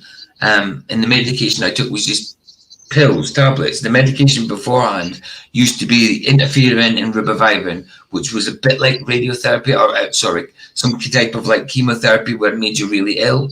But then they came out with this Harvoni pills, tablets that a few years later that you take an 8-week course on, and it gets rid of it. It got rid of mine, and like I say, I was a dual carrier in the most aggressive type of strain of hepatitis C, genotype 1, and I had 2 types of genotype, 2 strains of genotype 1. So it was why it was called 1A, 1B. And my brother was diagnosed with the same thing, and didn't have it. They put him on treatment for it. Yeah. Once upon a time, when I first contracted it, when I first found out about it, I might have had it since I was 16, but I found out when I was 27. There was no cure for it at all. You could live with it. Attack your liver, might take 10 years off your life or whatever, or you could, if you didn't look after yourself, could develop into liver cancer, because it was liver cirrhosis, isn't it? That's what it developed into, liver cirrhosis. Yes, No cure for it at all. But then synthetifirin and ribavirin came out. I didn't take the medication for that because I didn't like the sound of it. I just kept asking for prayer. And then I wasn't getting healed by asking God to do it miraculously. So then along came this tablet, and I get the tablet, and that gets rid of my hepatitis C. So God, who's to say God didn't use that to answer my prayer? So to me, it's still a miracle, because in the first place, it wasn't treatable. Now it is. You know? I think there's a lot of strange things like that. They probably have a lot of cures for it now already. They don't. Oh, absolutely. Yeah. Absolutely, but what they let known to the public, they didn't have any cure for it. Same as like AIDS and HIV. I mean, we shouldn't talk too much about it. It's not medical information at all. It's just me saying what I actually took and what I did for it. So it's not medical. So YouTube, yeah, not medical misinformation, by the way. Not giving advice, by the way. Just telling stories about what happened to me. Okay. Back to the video. YouTube admin, thanks for going nicely on me, YouTube admin. Love you, YouTube admin. Pray to the YouTube admin. Praise you, YouTube admin. No, sorry, Lord, forgive me for that. I'm only messing. Let's go. You're gonna do that. These false gods are gonna deceive people. They're gonna trick people into believing all these different things. That there's all these different paths to reach, heaven and to reach eternity. When in reality, there's only one path to the Father. That's through Jesus Christ. There's only one path to salvation. That's through Jesus Christ. I get you, Barbara. I get you. Of my healing, it's been drugged to a stupor to exist for several years because of products to fix me that destroyed my health. Yes, they do that. They give us antidepressants and stuff like that when you could probably. I'm on antidepressants, but I don't take them. Every now and again, if I can't sleep because I'm really bad at sleeping, I might take one because it helps me sleep. But that's it. But I don't take them for my depression. And my depression was self-induced, just circumstances. Just the normal depression that people get. You know what I mean? And then you take it as to be like, oh, well, I'm getting depressed too much, I must be depressed. And the doctor backs up, says you're depressed, and starts giving you these tablets. I get you. They make you worse. They give you, CBD is brilliant. Vicky did, I smoke weed, I smoke THC and that, THC, but I think CBD is brilliant for chilling you out and excellent for pain and stuff like that. I actually started buying Vicky CBD. Started off with CBD drinks, but now every now and again I get some CBD vapes so she can smoke them, and she likes them. They do help her chill out. She's got BPD and anxiety, and it does help her anxiety quite a lot. Which reminded me I'm gonna have to get her some CBD as well. Again, she hasn't got it in a minute, so it's a good idea. But yes, CBD is good. Reminded me of a movie, High Anxiety. Mel Brooks. Yeah, okay. It's good. It's wow, it's probably 80s, isn't it? Late 70s, 80s? Is it? I think it's mid 80s, yeah. Yeah. Wow, it's been a while. These false gods want to act like there's all these other ways to get to heaven when that's false. That's And that's going to brilliant. lead people to destruction. So of course God is going to be intolerant of that quote unquote rivalry, which doesn't exist. And he's going to be intolerant of. It is, Derek. CBD is just a marijuana substitute. Absolutely, it certainly is. It's from the same plant, isn't it? When you're smoking THC, you're smoking CBD as well. So what they do now is that they manufacture the plant. This, I don't know what they do to the seeds or whatever, but they make the plants not produce CBD. There's still bud and flower, but for some reason the CBD doesn't come through in it. The THC doesn't come through in it, and the CBD does. I dare say there are a tiny amount of THC in CBD products, but not much. But you're right, it is just a substitute. But a lot of people get on with it because it helps with the pain and the anxiety, but without getting the high, because you don't get high from it. It chills you out, but you don't get the stone from it, and a lot of people don't like the stone in THC. So for them reasons, I think it's good for people, you know. Barbara said CBD is vinyl. Oh, sure, I already read that. Well, CBD is marijuana. Hemp has little THC. Yeah, it has. But it can't be over 3%. Yeah, well, there you go. But even where I'm at in the UK, like even in the States, it's still THC is still not legal all over. I mean, most of the states it is now, but in the UK it's not legal at all still. So I still have to buy my weed illegally, which I don't like doing. I don't think it'll be long before it's legal over here. But yeah, absolutely.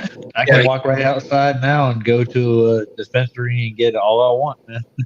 That's it. You can just go to the. But I was watching a program on all these dispensaries now. Apparently, that some of them, not all of them, are putting some crap in the. They're not being regulated properly, and they're putting stuff in the weed that's not too good. You know what I mean? Yeah. Not all dispensaries, obviously, but you're going to get it all over the place, aren't you? It's going to happen. It's you get corruption no matter what it is, no matter how much it's regulated, stuff like that. I know a few growers here. The biggest hassle they have is the sheriff, and not just the sheriff. It's the sheriff having to regulate how much they grow. Yeah. It's all the red tape to go with it. It puts them in a bind. They don't make any. The actual growers don't make as much money as the in between men, and the government makes more money off of it than they do. It's the government that makes the strongest weed. You know what I mean? Yeah. It's the same plant, PG, but yes, but CBD can be taken orally, so that may be better for people. Yeah, absolutely, can be taken orally. You get it in creams and that as well, like ointments and lotions, drops, drink mixtures. You know what I mean? Like, do you put it in your juice? Maybe powders, like a protein powder type thing. You get it in all different things now. It's definitely good for some people. I prefer THC. Absolutely. If I'm going to, I have smoked CBD bud itself, and it hasn't got the pungentness, the pungency of weed. It's still got the smell of it. It's a little more when you smoke it. You don't get the taste of the toxicity levels, but you still get the flavor. But I still find that I find that CBD itself does help.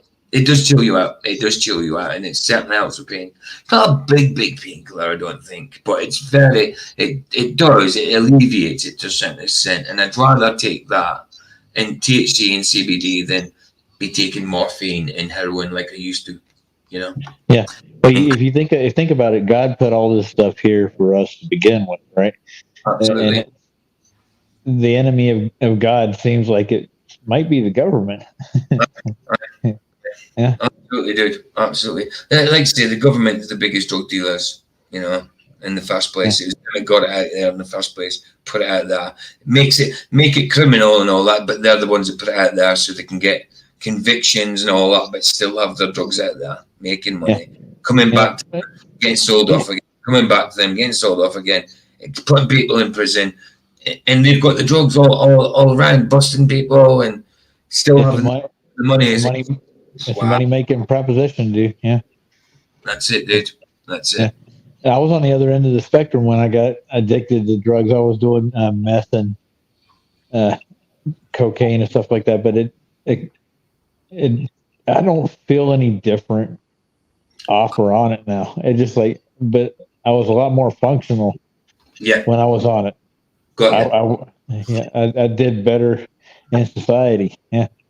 So I think there's a balance to it that we're all supposed to have. Oh, without a doubt. Definitely. THC gummies are brilliant. Derek, love THC gummies. I like edibles. It hits you different. I've had some pretty powerful edibles, dude. You can't even walk. No, the thing about edibles, though, when you consume it, when you imbibe something and you consume it, it's different. It's a different hit. It takes longer to start taking effect, but it hits different. It hits hard. It hits hard. When I was younger, we used to have smoke parties. We'd get 4 or 5 or maybe even 6 different people. We get a quarter bag and we just sit around and smoke till you couldn't really do anything. And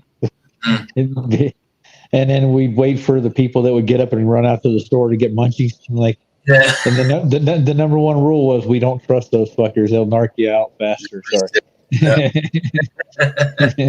Barbara said it's better for pain than any narcotics I've been on, and I had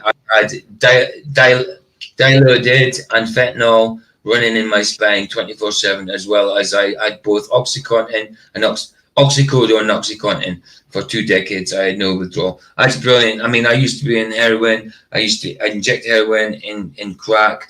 I used to be in all sorts of morphine, different MSTs. I used to be on dihydrocodone, which would be the same as your oxycodone, maybe.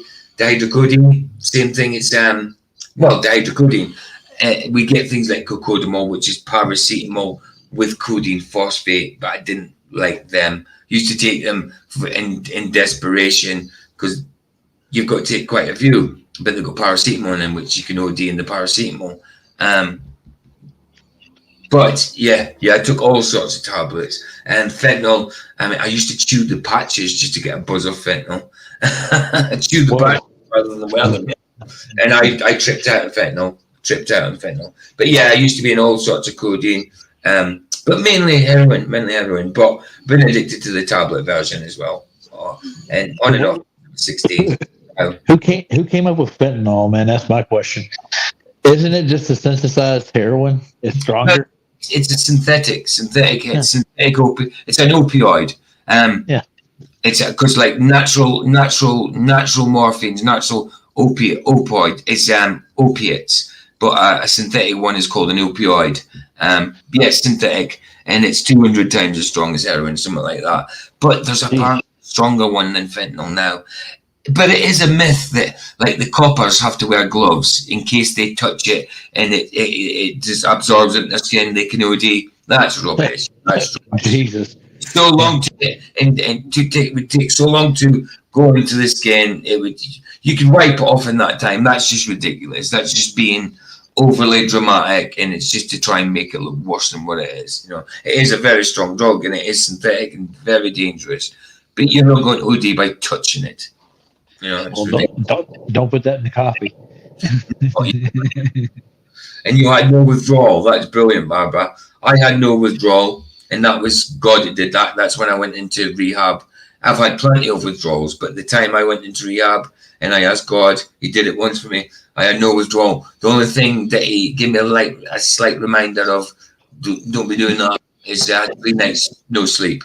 But in general, I'd rattle for weeks. I'd be going through withdrawal for weeks, but this time I got through it in 3 days, and I was hardly withdrawing. Like I say, lack of sleep, that was it. I didn't get none of the leg pains, I didn't get none of the stomach pains, I didn't get none of the sickness, I didn't get none of the pure lethargy and the anxiety and the cravings. I didn't get slight cravings, I suppose, but I didn't get the pangs of if you're starving, you get the pangs of hunger. You get that as well, but with heroin, it's you have to have it, but it's not there. It's I have to have it right now, and it's not even there. You know what I mean? And even if you had it, you'd be so ill at that point that it's hard to take. You'd have to get somebody to. But yeah, I've been in a situation where God said, "Yeah, no, he's been through with enough withdrawals. We'll get him past this one." Yeah, God did that for me. I tried it again another time when I got addicted to drugs. He wouldn't do it. He didn't do it again. He did it once for me. You know what I mean? And I could see that was a miracle. But yeah, I've been through a few rattles, a good few withdrawals, and I'm so glad I'm off it now. You know, it's been close to 6 years now, I think. I'm gone. I was 40 the last time I took any heroin or crack, and I'm 48 this year. I'm 48 next month. Wow. Congratulations, PJ. I'm 48 actually in 2 weeks. About a week and a half, 2 weeks, yeah, something like that. So yeah, so it's been about, I'm saying, since I was 40. It must have been 41 then, 2017. Sorry, I was 41, 42 the last I had, and I'm 48 next month. So yeah, about 6 years-ish. About 6 years. I haven't touched any of it for. Right, I better get on with this video. Yeah. The unfaithfulness that is associated with that, right? And then number 3, vigilant in guarding a possession.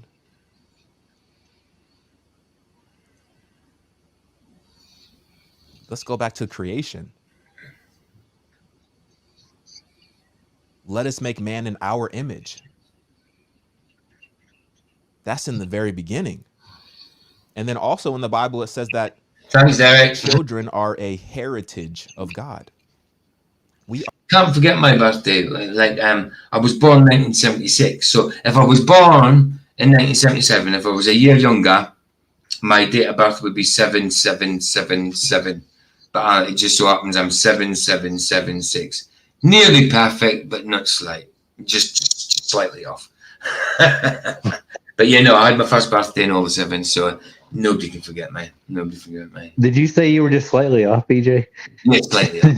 Just slightly off. Slightly. That's the one.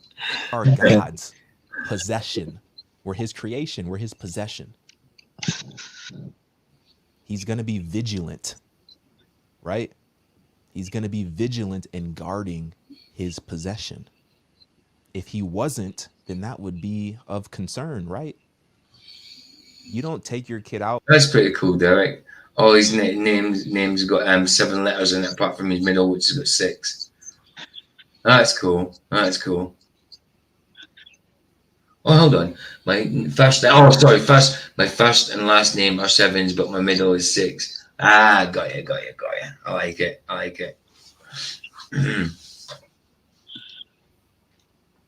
In public and just let your children run around the grocery store and just lose sight of your children and just continue on shopping and, getting your groceries and then check out and then look back and wonder where your children. No, you're looking, you're vigilant. I remember that. You're vigilant because you love them. And PJ, I got a quick little story for you. Go on. Yeah, when I was about like 6 years old, Mom left me in a Kmart, left the store. 3 hours later, came back to get me. Wow. I was sitting there with a cop and the security at the store. I was crying my little eyes out, dude. I thought Mom just forgot all about me, and I was never going to go home. Me too. My mum lost me at the supermarket when I was younger. I was her first kid. My mum. I mean, I've got 3 older sisters. That was my dad's first wife. So I was my mum's first son, first kid. Gotcha. She wasn't used to having kids at the time. So when she took me to the supermarket, going around in the buggy, she just left me at the side for a sec to go and grab something. Then she just went off to the till, paid for her stuff, and left the shop. Not realising she got halfway up the road and you're like, run back to the shop. I was still in the shop, obviously in my buggy. And at least she came right back to get you. My mom waited for 2 or 3 hours before she came back to the Kmart. Some people forget it. They're not used to having kids, and that's it. Their first kid's like, wow, I'm missing something. What is it? Oh, a baby. I was the first kid. I'm the oldest out of the 3 of us. So there you go. That's why. Yeah. Wasn't used to having kids. You know what I mean? It's messed up, dude. I've never done that with my kids, man. I always had them with me. I have, but it's quite a common story when like for people my age. I've had plenty of mothers, like my mate's mother, saying the same type of story. Like, oh yeah, I remember when he was a bit. I totally forgot about him. I left him downstairs and went off to the pub and realised, that kind of stuff. It's crazy. Yeah. But if you're not used to having kids, I suppose it's understandable. It's understandable. Yeah. But there you go. There you go. Better play that video, dude. Yeah.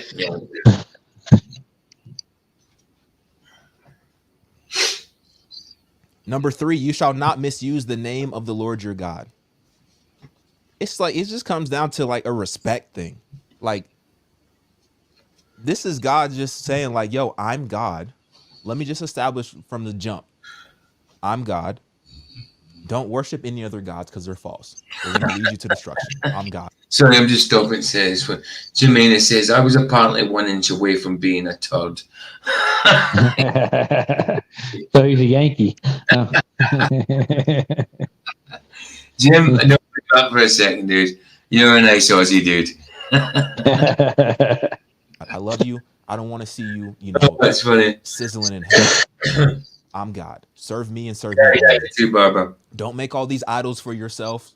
All these golden idols and these wooden idols and all this type of stuff. And also, matter of fact, don't even try to make an idol and a visual representation of me,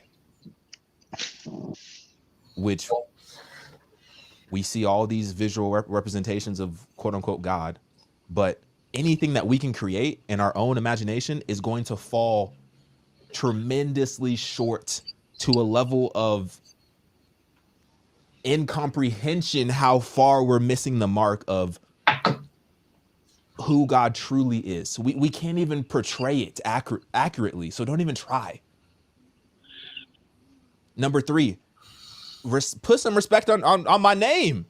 Put some respect on God's name. Absolutely. Have a bit of reverence. You shall not misuse the name of the Lord your God, for the Lord will not hold anyone guiltless who misuses his name. This is a command against. There you go. The Lord will not hold anyone guiltless who misuses his name. This is a command against taking the name of the Lord in vain. We are not to treat God's name lightly. We are to show reverence to God by only mentioning him in respectful and honoring ways. Yeah, you've got to be reverent of God and how you talk about him. I often go to say OMG sort of thing, and you don't realize we shouldn't be saying like, oh my God, because you're saying it in uselessness. It's not like you're calling them out for help. It's not like when people go, oh Jesus Christ, they're not saying, oh Jesus Christ, please come help me. They're just saying it because they stubbed their toe. I say we're all guilty of this, though, dude. Everybody. Absolutely. But it's something we should be aware of, and when it happens, instantly ask for forgiveness. Definitely, because he says it right there. He says it. Think about it, though. Your name is on the tip of your tongue all the time. That's right. That's right. Means something, doesn't it? Of course, man. Absolutely. Taking the name of the Lord in vain. We are not to treat God's name lightly. No. We are to show reverence to God by only mentioning him in respectful and honoring ways. That's how it should be. That's how it should be. Absolutely, Barbara. Barbara says we can't even begin to imagine who he is, let alone the power he has. You couldn't imagine. Can you imagine being able to say, "Let there be," and then the earth was here, and let there be light, and then there was light here, and let there be a sun in the midst of the firmament, all that, and there was a sun. Let there be, let there be, let there be, and there was. He just spoke it. And it happened. Imagine having that power. You couldn't imagine it. Because it's absolutely impossible. It's inconceivable to us to be able to have a power like that. Yeah. Inconceivable. But I mean, we've all fallen short of that. We've all fallen short of that. We've all fallen short of that. Number 4, remember the Sabbath day by keeping it holy. Isn't it crazy? Like, naturally, doesn't Saturday naturally feel like a day of rest? Just like it just naturally It feels does. It does. like a day of rest. Because you're not working. People even say like Not all the time. they can't wait until Sorry, they get PJ, off I on work Friday. Saturdays. They can't wait. Yeah, I'm thinking when I last work, I was working Saturdays as well. I never did work Sundays though. Never did. I mean, once or twice, but in general, no. So it's basically like corporations are ungodly. But crap about you. I mean, I remember once upon a time a Saturday used to be an optional thing. Now it's a compulsory thing. It's mandatory. It's like what? Yep. It's overtime though. Yeah, it's overtime you're expected to take. Wow. Yep. It's just madness. Just madness. Till Saturday, they can't wait till the weekend so that they can rest and reset. It's like naturally in us. It's naturally in us. And it's like God knows you're gonna be grinding. Like I know I told y'all work the land. You're gonna be working the land. But the seventh day is a Sabbath to the Lord your God. On it you shall not do any work, neither you nor your son or daughter, nor your manservant or maidservant, nor your animals, nor the alien within your gates. Alien simply means like somebody who's visiting. You see, he did, didn't he? yeah, of course he did. But it just means a stranger from another land. It's an alien. But you'll get your people who will use that and say, look, alien in the Bible. You know, there's got to be space because they've got to come from somewhere, haven't they? Yeah, the next country along, dude. Oh, or passing through, and somebody that you're kind of giving like a temporary shelter to, not like a alien like you might be thinking. For in the 6 days the Lord made the heavens and the earth, the sea, and all that is in them, but he rested on the seventh day. Therefore the Lord blessed the Sabbath day and made it holy. That's funny, Bob. This is a command to set aside the Sabbath, Saturday, last day of the week, as a day of rest dedicated to the Lord. It's not God's not even asking for that much. You know what's crazy? The unevenness of exchange is mind-blowing. Like what God is giving us versus what he's asking of us. That exchange is so unbalanced. He's giving us so much more than what he's asking us to do. But yet we still feel like what he's asking of us is too much. It doesn't make any sense. It doesn't the exchange is so unequal. We're getting so much more, and God's just asking for a little. And that's true. God's asking for a little bit of faith, a little bit of belief. You know what I mean? A little bit of obedience. We get so much more out of it than he does. You know what I mean? Get that he does things for our own good. We think it's like so unfair sometimes, and that most of the things that we're warned against are warned against is for our own good. For our own good. Let's put that up. Derek said 1 John 5:3, for this is the love of God, that we keep his commandments, and his commandments are not grievous. Well said, man. 1 John 5:3, did I already say that? I think I did. Good scripture. A little bit. And we still are like, bro, that little bit that you're asking is too much. It's wild to me. Even myself, it's wild to me. But once again, like, it's tough. It's tough to keep the Sabbath day holy. It is. And it goes back to what I was saying, Ecclesiastes 7. Surely there is not a righteous man on earth who does good and never sins. You lost your mic. Weird. What, you mean it's just not talking? You just can't. You actually lost it physically, or it's just not working? Yeah, I can't see you trying to talk or anything. Weird. Try going out and come back in, dude. See what happens. Do you want me to remove you? And then you can come back in, or do you want to just go out yourself and come back in and see what? Just not working. Weird. Okay. If it does start working, just shout. You're still in here anyway, so I'll hear you. Cool. No, not so cool. Not so cool for you. I didn't mean cool that way. But I'll just carry on, dude. If it does start working, just give me a shout. Barbara said, I used to envy the faith of others in my family. Imagine my stunning surprise to find their faith pales in comparison to mine. My prayers move mountains. Absolutely. I keep getting notifications.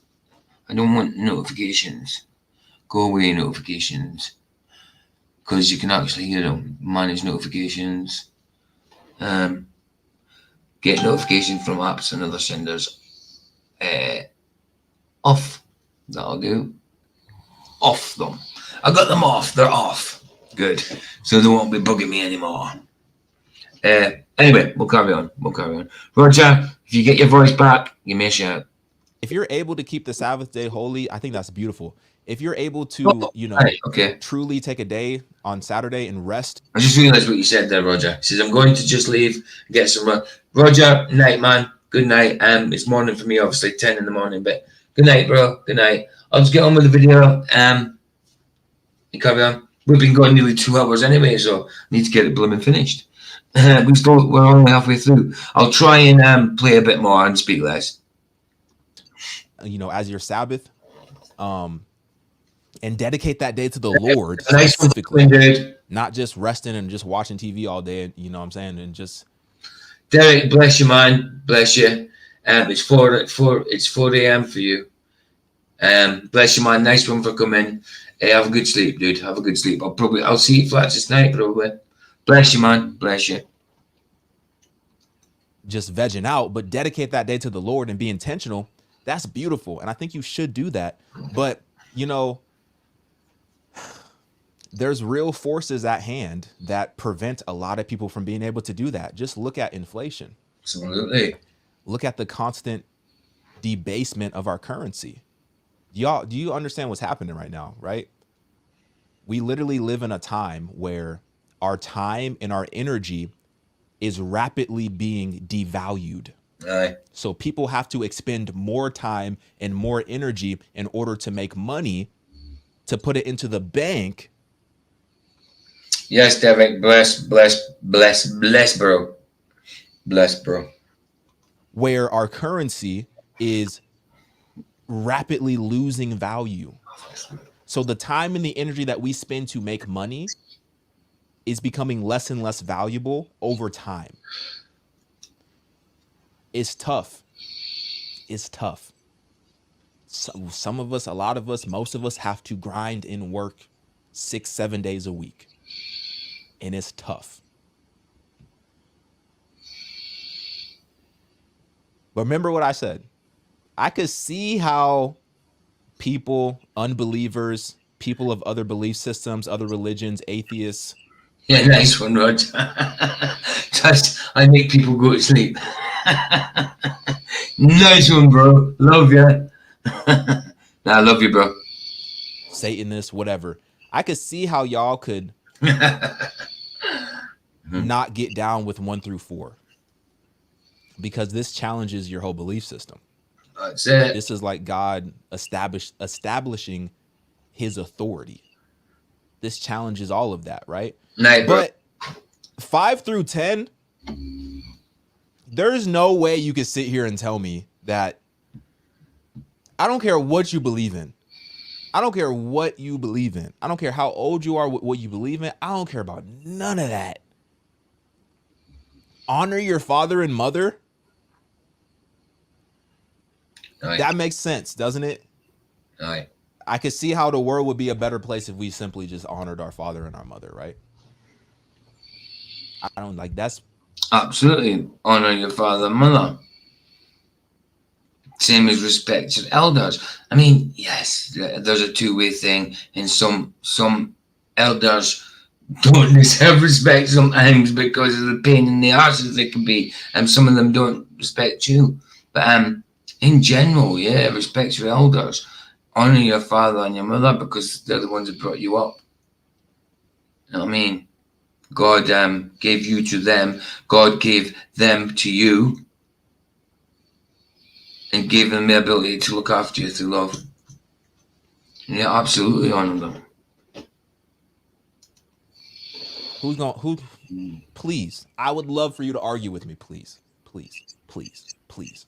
You will lose every Nick, I agree with you. I'm not going to argue with you, dude. Completely agree. time. Every time. You shall not murder. Self-explanatory. Do we even really need to get into it? No. The world would be a better place if we didn't have human beings plotting against other human beings and planning to cause. I still don't get it. I can understand protecting your family and someone getting killed in the process. I mean, I've been done with manslaughter through drugs and stuff like that. But I cannot imagine intentionally going and plunging a knife into someone to kill them. I've never got that. I've never got how that's easy for some people. And they're happy doing it. It's so hard for me. It would be so hard for me to do that. It would take something for me to have to do that. Couldn't. It's horrible to even think about. Yes, I would protect my family, but I'd certainly not try and kill. I have a different understanding on that commandment, as we're not to call anyone father but Jehovah, and I am aware wisdom, aka share our Holy Spirit, is Jehovah's wife. Oh yeah, I mean, yes, we do differ on them beliefs, Barbara, but it's completely okay. We don't all agree on everything. That's perfectly fine though. The indigenous people are the ones who honor our Heavenly Mother and Father. Okay? I haven't heard that before, but I mean, it's certainly something that I don't believe in the Holy Spirit being the mother, but we're allowed to disagree. You know. And you're always brilliant, Barbara. You're brilliant. And we love you. Cause intentional harm to other humans. If we just took that out of this earth, could you imagine how much more peace and happiness and literally longer life we would have as human beings? You shall not commit adultery. There was on The View, one of these, I forget who it is. I think it might have been. And again, I would say do not commit adultery, because yes, I mean, you're going having sex with other people, you're passing your spiritual seed on, but not only for that as well, it's for your own good. How many broken hearts are out there because of it? People with adulterous natures, because of adultery, because of infidelity. It's for your own good, because you're going about hurting people, hurting yourself, causing more hassle for yourself. And it's not just you and the person that's involved. It involves their family. It involves your family. It involves their friends. It involves a lot of people. A lot of people get hurt or pulled into the situation. It's all for our own good. I certainly didn't understand it until I was led to do research. It's quite a rabbit hole. Yeah, you have given me some, I think it was a website to go and look at. I still haven't looked at it, but I might do. I'll have a look at it. I might do. I mean, I will do. I'll have a look at it at some point. I think it's in my other computer, bookmarked to my other computer. So I'll have to grab that. Yes, it does. Adultery destroys everything it touches, especially the children. Yes. Do you know what? I'm glad you said that. Because I never mentioned. I said families, not, but I said I never mentioned the children specifically. But if there's children in there in a relationship, then absolutely it affects them the most. Absolutely. I mean, I mean, even if they decide to stay together after the adultery, do the kids not feel that atmosphere and know that there's something going on, something wrong, that there's some kind of discord or grievance between mum and dad? They sense that, they know that, and that affects them. in their relationships with their friends at school. You know, people were picking them because of it. I've had it. My mum left. I got picked on. Got picked on before she left. Got bullied before she left, but after as well. Especially, you haven't got a mum. You left you. That type of thing. You don't realise it at the time, but it affects you later on in life. It affects you then as well, but sometimes you just don't see it. Sometimes it doesn't affect you. But to a certain extent, it always will, you know. Might not have a profound effect in your life. In most cases, it will. But it might not have a profound effect in your life, but it'll definitely have some sort of effect, no matter what. Adultery, not good. For our own good. That's what we're told. Don't do it. Look how many people it's hurting. Who is it? Let me see. Hold on. I think it was her. Wait, no. No, it actually might have been her. It was her. Once again, I don't know who these women are. But she was like, I don't want my child coming home and asking me, Mommy, what's adultery? Okay. What's so bad? What's wrong with that? What's wrong with that? What's wrong with that? This is a command against having sexual relations with anyone other than your spouse. Absolutely.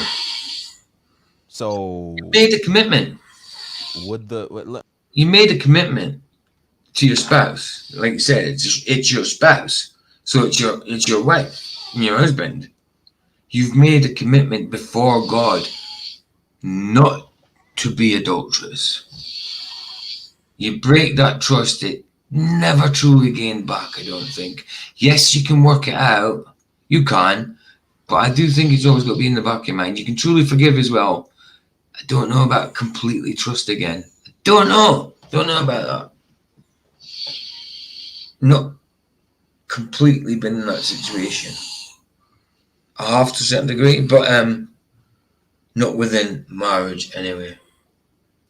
I've been married and divorced, but yeah, not within marriage anyway.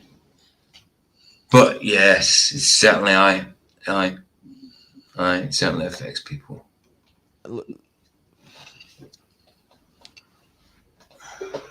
If families stayed intact, if we didn't have husbands stepping out of their marriage and cheating, if we didn't have wives stepping out of their marriage and cheating, how many more families would we have intact? You know? If we waited until marriage to have children and to start a family, how much more? Broken families affects you down in life. Like I said there, later on in life. Broken families. It says it in the terminology, broken families. There's nothing better than when you hear a good story of families that always stayed together, faithful to each other all the way through life. Always had their troubles, obviously. You're always going to. But a family that's been faithful to each other. There's nothing more wholesome than hearing about a family like that, especially within God's blessing. It's fantastic.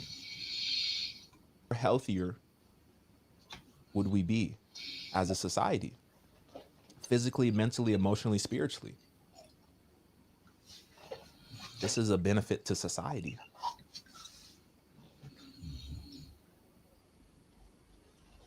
How could you argue with that? If families stayed together, if the divorce rates were lower, wouldn't you think that would be better for society? Don't you think we would have less problems, less mental health problems in these children who are confused? I consider vows taken before Jehovah as sacred. I've only taken them once, and even though divorced, I'm still married in my heart and always will be. That's a fantastic stance to take. That's brilliant. I love that. That's really, really, really, really is faithful. You know? Like say I'm divorced as well. I wasn't following God when I got divorced. I believed in God, obviously. I'd already given my life in that, but I wasn't living a sinless life at that point. But yeah, I'm engaged to be married again, obviously, with Vicky. But I actually respect that stance. I respect that stance. That's brilliant. That's brilliant. And you're married to Jesus. Sorry,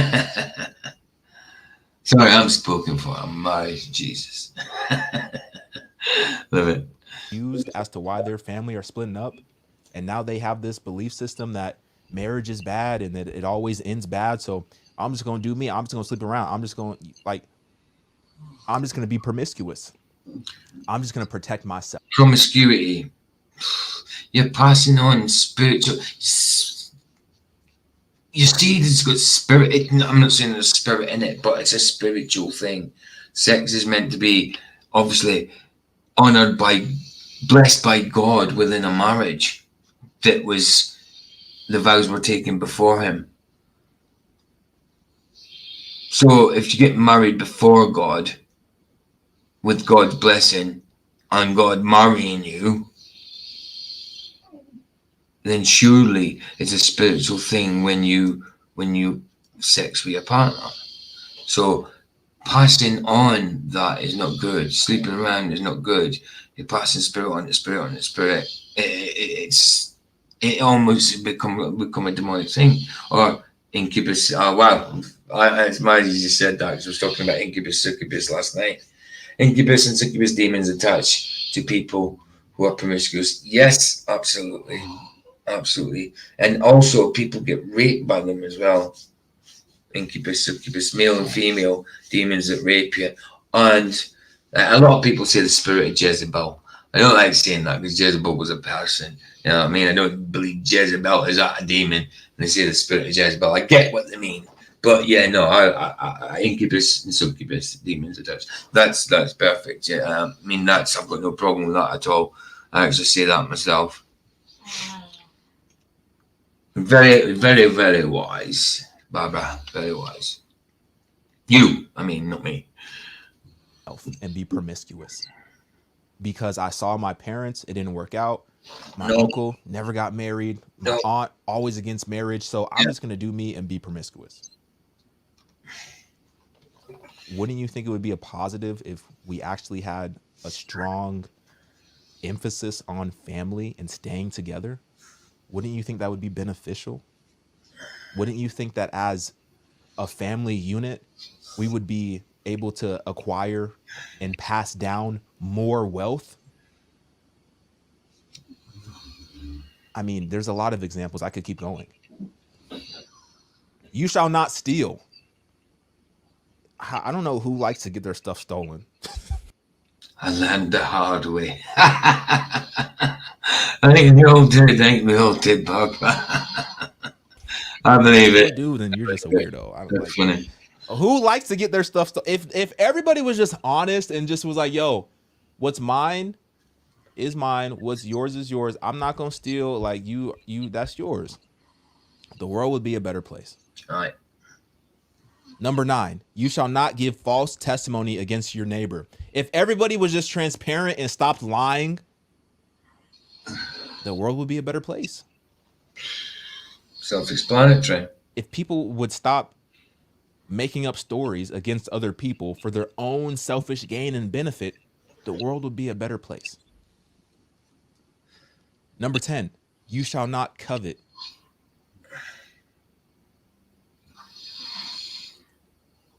You shall not covet your neighbor's wife, or his manservant, maidservant, his ox, his donkey, or anything that belongs to your neighbor. This is a command against desiring anything that is not one's own. And covetousness is a really bad thing. You're just jealous of the next door neighbor, what he's got, and I have to have that as well. I want his wife, I'm going to take that. You know what I mean? I love his car, I've got to get a better one. It's jealousy. It walks hand in hand with jealousy and greed, gluttony. Anyway, bloody hedonism. Hedonism. Oh, Self-gratification. coveting can lead to breaking one of the commandments listed above: murder, adultery, theft. It is wrong to do, and it's wrong to desire to do that same thing. Yep. And this is what Jesus speaks about. He says, even if you, it's desires, it's unhealthy desires. selfish desires. It's not a necessity. It's not a need. It's just what you want. Your flesh wants. Your worldly being wants. Lust after a woman, It's lust. like in your mind, if you see a woman walking across the street and you like think about how good she looks and you're imagining what the Oh, things that you would temperature do to drop. her, Good. you've committed adultery in your heart. It's the same thing. Like, stop looking at your friend's situation or another person's situation and stop desiring the things that they have. Be content and grateful with what God has given you. Because when you live in this constant state of desiring what other people have, this jealousy, this envy, all these emotions, all these spirits raise up in you, and then you start to commit other crimes and you start to break other laws. Absolutely. Absolutely. The world would be a better place. No doubt. Right? It would be a better place. No doubt. And they were also talking about on The View. I wish I could show the clip. I can't show the clip because I'll get a copyright. Joy, I think this is Joy. This is Joy, right?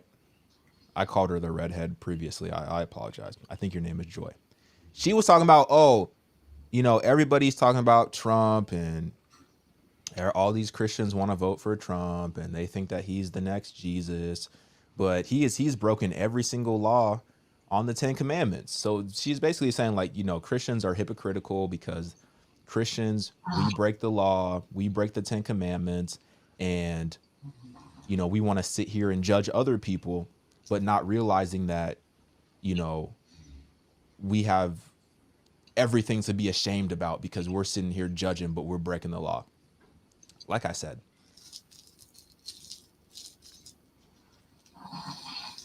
no one is righteous. No one. And I think Not people one. are missing the point of the law. As I said, the law is good. There we go. Not one is righteous. What then? Are we Jews any better off? No, not at all. For we have already charged that all, both Jew and Greeks, are under sin. As it is written, none is righteous. No, not one. No one understands. No one seeks for God. All have turned aside together. They have become worthless. No one does good. Wow. No one is righteous. Isn't that crazy? Isn't that a crazy, profound thing? No one is righteous. It's Jesus, just God. That's what we have to try and aspire to be like, but not one of us are that. Only God. It was good when God gave it to Moses. It's good today in 2024. The problem is us. We're the problem. They're the problem, yeah. And I think the law further helps us understand how much of the problem we really are, because we are all of the problem. We're all of the problem. And God has the solution. And he's always had the solution. But the problem is, from our standpoint, we have free will, and naturally what comes with that free will is our desire to want to do wicked and evil things, sinful things. But that wasn't the intention. And I'm going to show you that in a second. But this is Romans 3, verse 9. It says, no one is righteous. What then? Are we Jews any better off? No, not at all. For we have already charged that all, both Jews and Greeks, are under sin. As it is written, none is righteous. No, not one. Hey Ryan, what you saying, dude? What's up? You good? Me out in the dark. Shit, I'm sorry. I didn't realize you were on right now. I just realized it. I was like, oh crap. I've been on for 2 hours, 20 minutes, dude. How you doing? I'm good. I was working on something and I did realize. I'm sorry. That's all right, dude. Don't worry. Don't worry. We've still got probably another half hour to go or something. Not one God. Not one is righteous. Not one. Not one. Not one. None is righteous.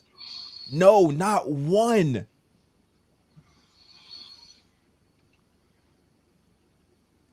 Not one. Amen to that, Barbara. Amen. If people put you over fast and actually lived the golden rule, we wouldn't need any laws or monetary system, and that's exactly what's coming in the eternal kingdom. All praises Abba Father. Absolutely. Abba Father, you know. A lot of people don't even realize that Abba, it means father, but it's more like a personal thing. It's more like daddy. It's like saying daddy rather than father. It's more of a daddy. It's more of a personal thing. And it's like saying daddy. Who's your daddy? Who's your daddy? God be my daddy. God be my daddy. No one understands. No one seeks for God. No one gets it. All have turned aside. Together they have become worthless. Worthless. And a lot of people are like, because the key word is become. That wasn't the original intention. This is what we became. This is what we became. And a lot of people are going to say, oh, well, if God is all knowing. Barbara, say good morning to you, Ryan. Morning, Barbara. Yeah. How are you? Oh wow, yeah, it's dark. I'm so used to seeing you in the daylight, dude, and now I see you in the dark. It's pretty strange. It's 2:30 in the morning, bro. It's so strange when you see you in the dark, man. Wow. And if he knew that this is what we were going to become, that we were going to disobey, that we were going to sin, then how come he let this happen? Okay, so you know what you're asking for. So what you're asking for is you want God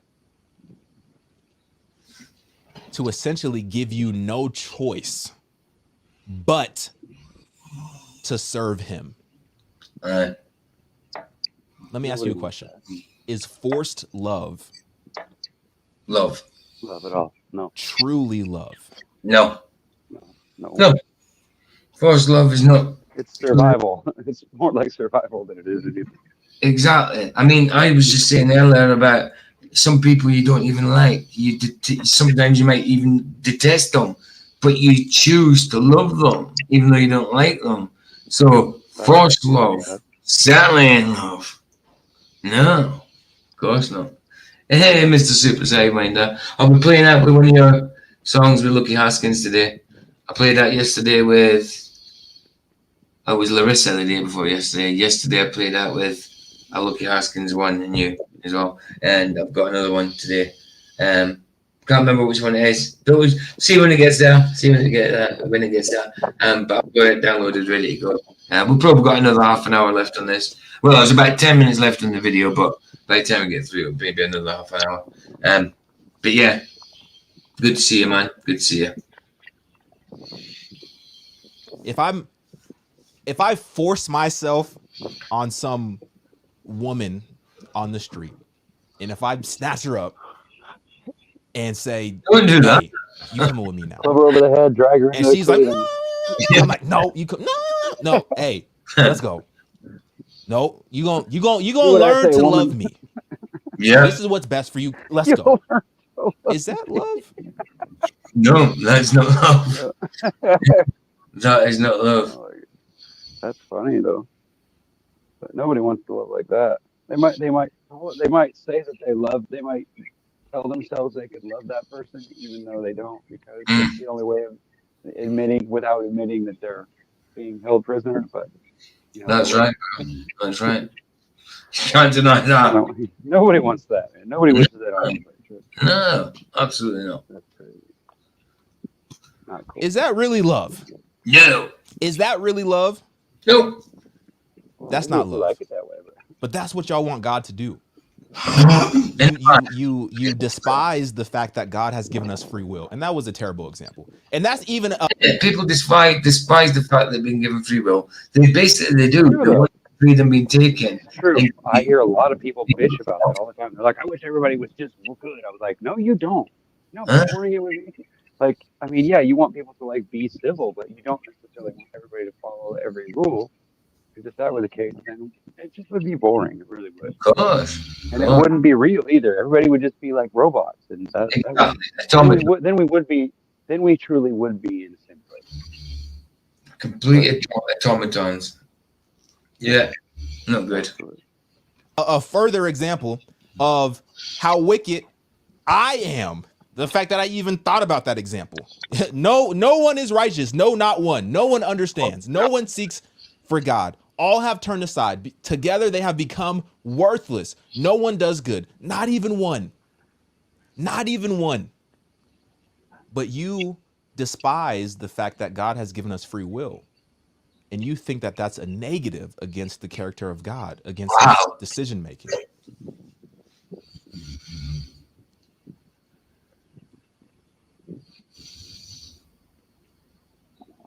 So you would rather God just snatch everybody up and just say, nah, you don't have a choice. I know you don't want to serve me. You don't want to love me. You don't want to know me. But you're good. You don't want all the goodness that I have for you. You don't want to experience eternal life with me. You don't want to have this everlasting joy. That's the thing as well. You don't have this everlasting joy. You don't have eternal life with me. It is our choice. That's what everlasting joy is, right? Servitude, right? Right. And it's our choice. Yeah. Well, if you don't choose it, then yeah, it is servitude, right? Aye. Absolutely. I appreciate that, Barbara. If you do it willingly, then that's a gift. You're doing it because you have faith, you believe. That's right. God, right? That's the difference. I'm not saying that I'm in that position yet, but I hope I get to that point, or I hope I'm at that point, and I just don't know it or something. But I hate to say that I was because no, not one. Pretty, points the finger right there. That's it, dude. Absolutely, without a doubt. I don't think that's going to get misconstrued. Do you? Never. Then again, it is 3:00 in the morning almost. So. I had a good stream last night, did you, Mr. Super Saiyan? That was brilliant, man. Excellent. Where was that? Was that one of your own, or was it elsewhere? Are you on? Was you at Sobs or something? Maybe it's Sobs. I don't know. No, I haven't been on Sobs for a while. I don't know. I seem to miss it. It's like it's later in the day when I'm cooking dinner and I'm doing whatever I got stuff to do. Well, Sobs comes back for me. It's like 2:30 in the morning. 2:30 in the morning. But I catch him now and again. I was at I think the last Sobs one I was at live. I was on the panel was the Sean Hawkins one. It was just last week. Oh, it was last week. Oh, I didn't know you'd been on there again. Oh yeah, I go in there once in a while, and I'll go in the chat, but I usually don't go. I don't know. I don't go on there because I don't know. I feel like I talk too much, and he gets irritated with me really easy, and he yells at me, and I get upset with him, and then I don't want to be on there. So I get it.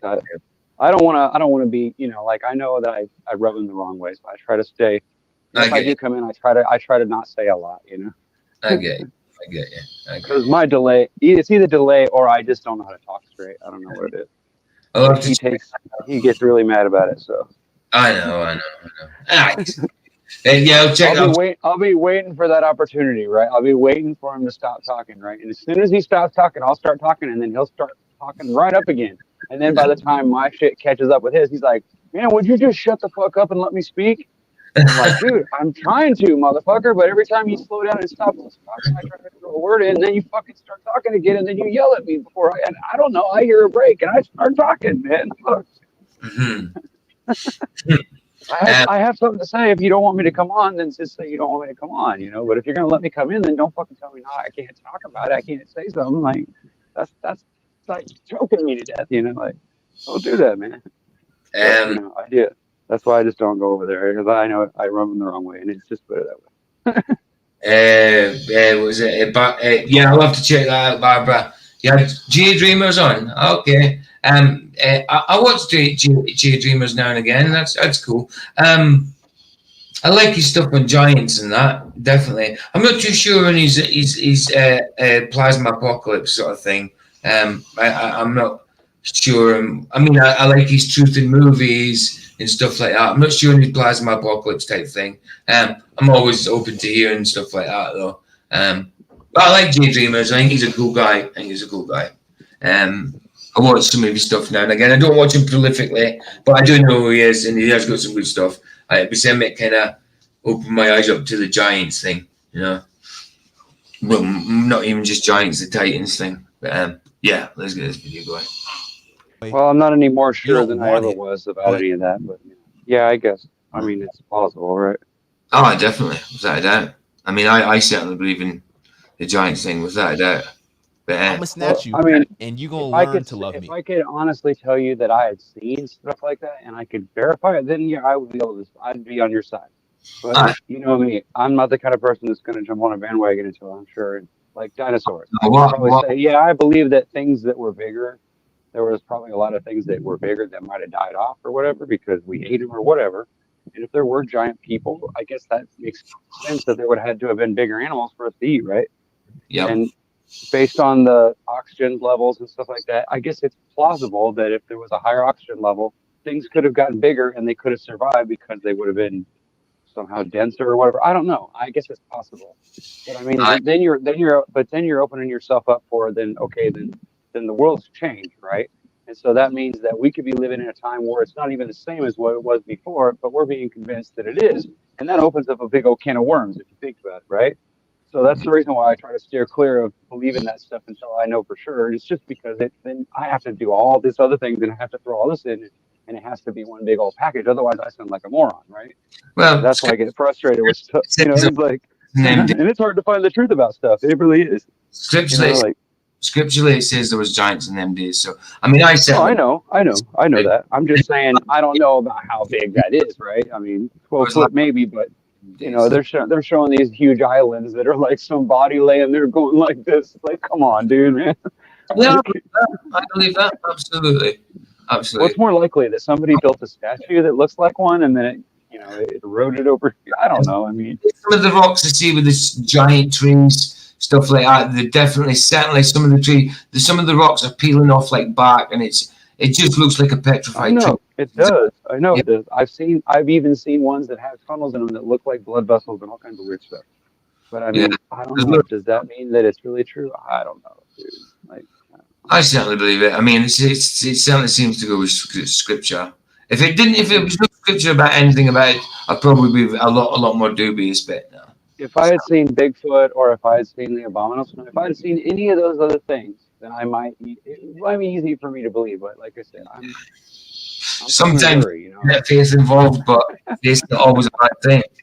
It's a good I'm not thing. against anybody else for believing it. I'm just saying that until I see something like full report, like when it's standing there, I'll believe it. You know, like if you really believe something and you can, like if you got, you know what I'm saying? Like if something's really true, then eventually I can see it. I should stand right next to it, right? But if that's not possible, then I don't know. I might not ever like take it seriously. Just I get you. you know, it's like I think it would be cool if there were aliens. I think it'd be awesome if there was other places in other world. I think it would be cool. But when I really think about it, dude, come on, man. I ain't never seen nothing like There's that. no aliens. Lights in the sky. But I've never seen no aliens. I ain't never, like. I believe people Sure. think aliens, but I think if you've seen aliens, you've seen a demon. Simple. Right. Well, yeah, that's what I mean. So I mean, and I don't believe that when you die you can come back. So I believe that that's just a demon tricking you. I mean, there's things that, and I only believe that because it's based on what I read in the Bible. That's why I believe it. You definitely can't come back. But that doesn't mean I'm right. I could still be wrong. I could be interpreting the Bible wrong, and who knows? I don't know. I mean, dinosaurs and giants, and I mean that big. I don't know. Yeah, 15 foot. I can believe that. I know because we've had that it's in the past, like in the 15, 16, or whatever, in history, we've had people that are really, really tall, right? We've had Andre the Giant. We've had all kinds of people that are like immensely large for whatever reason. They have some kind of growth problem or something. But I Aye. mean, other than that, like, come on.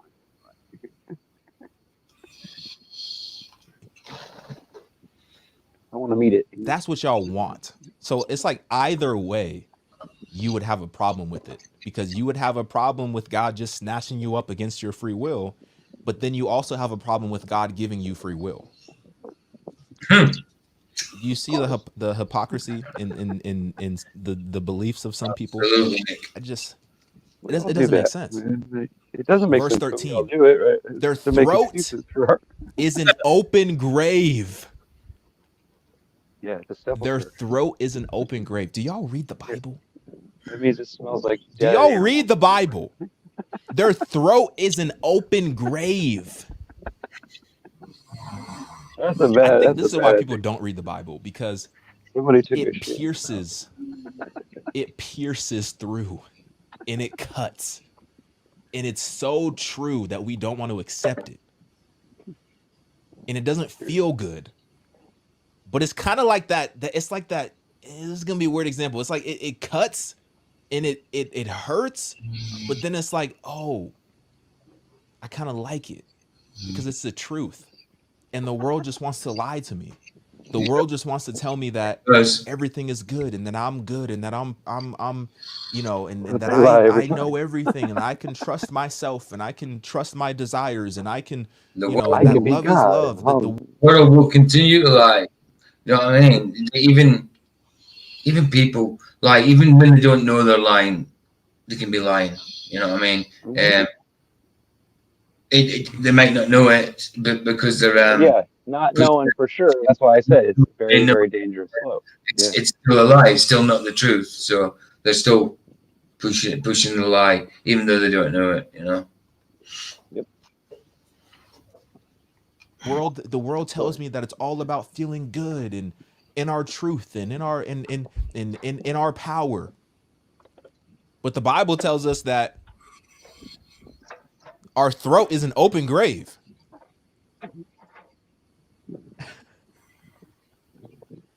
An open grave. Yep. They use their tongues to deceive.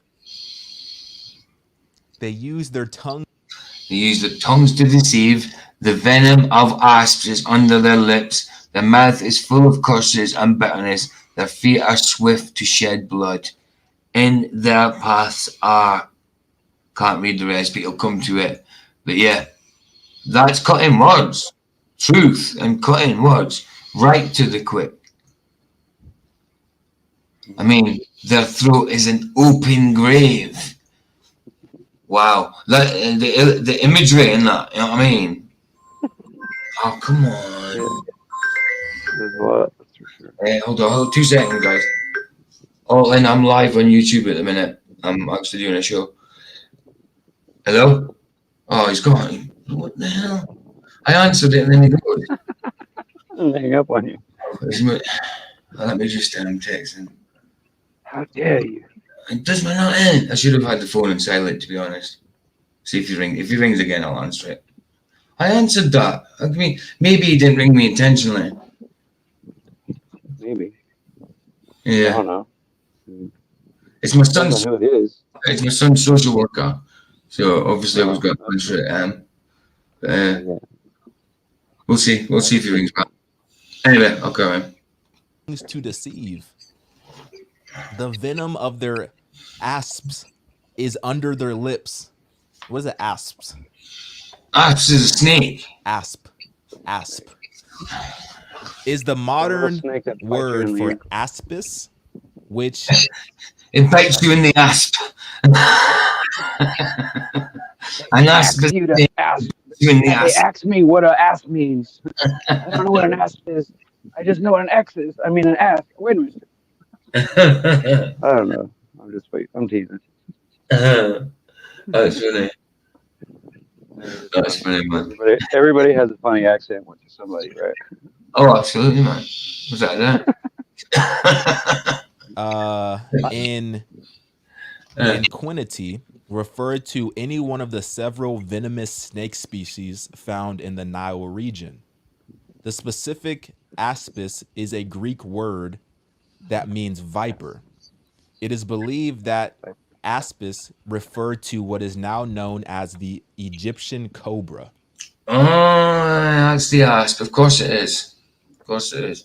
It's that What a one. pain in the ass. A pain in the ass.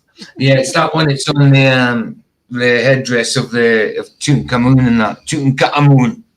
Tutankhamun. Yeah. Tutankhamun.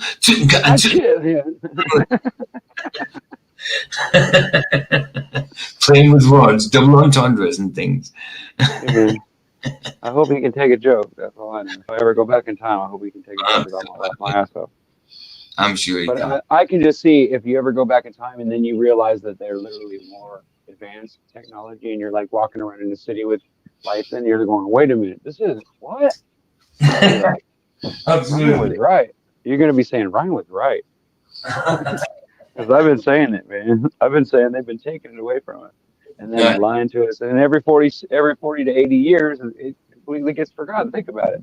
I know about as much about Vietnam because I was born like right after they were pulling out. I know about as much about it as most people do, right? But I don't know what the media told me and what people that I talked to told me. I don't know anything else. No, of course. And those two don't match, by the way.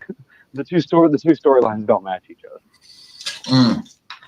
No, I get you. One sounds like a bunch of heroes wanting to save the world, when in reality that's not what happened. You know what I mean? Right. Well, that's right. I mean, there were heroes in there because they had to endure, but it wasn't, like it's just it's horrible. All right. So we got cobras under our lips. Yes. Spitting venom. I hear. Venom. Their mouth is full of curses and bitterness.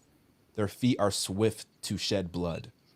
And the paths are ruin and nice one, Mr. Super Sidewinder. I'll have a look at it.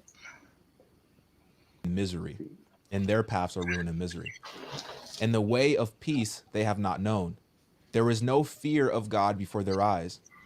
Now we know that whatever the law says, it speaks to those who are under the law, so that every mouth may be stopped and the whole world may be held accountable to God. For by works of the law, no human being will be justified in his sight. Nice one, Mr. Super Sidewinder. Yeah, I'll say hi to her when she's awake. She's snoring at the minute. That is so nobody can brag, right? That's just so that way there's no braggers. She's snoring at the minute. So, yeah, thanks, dude. Here's the stream. I joined at around 4 hours, 20 minutes. Cool. Nice one.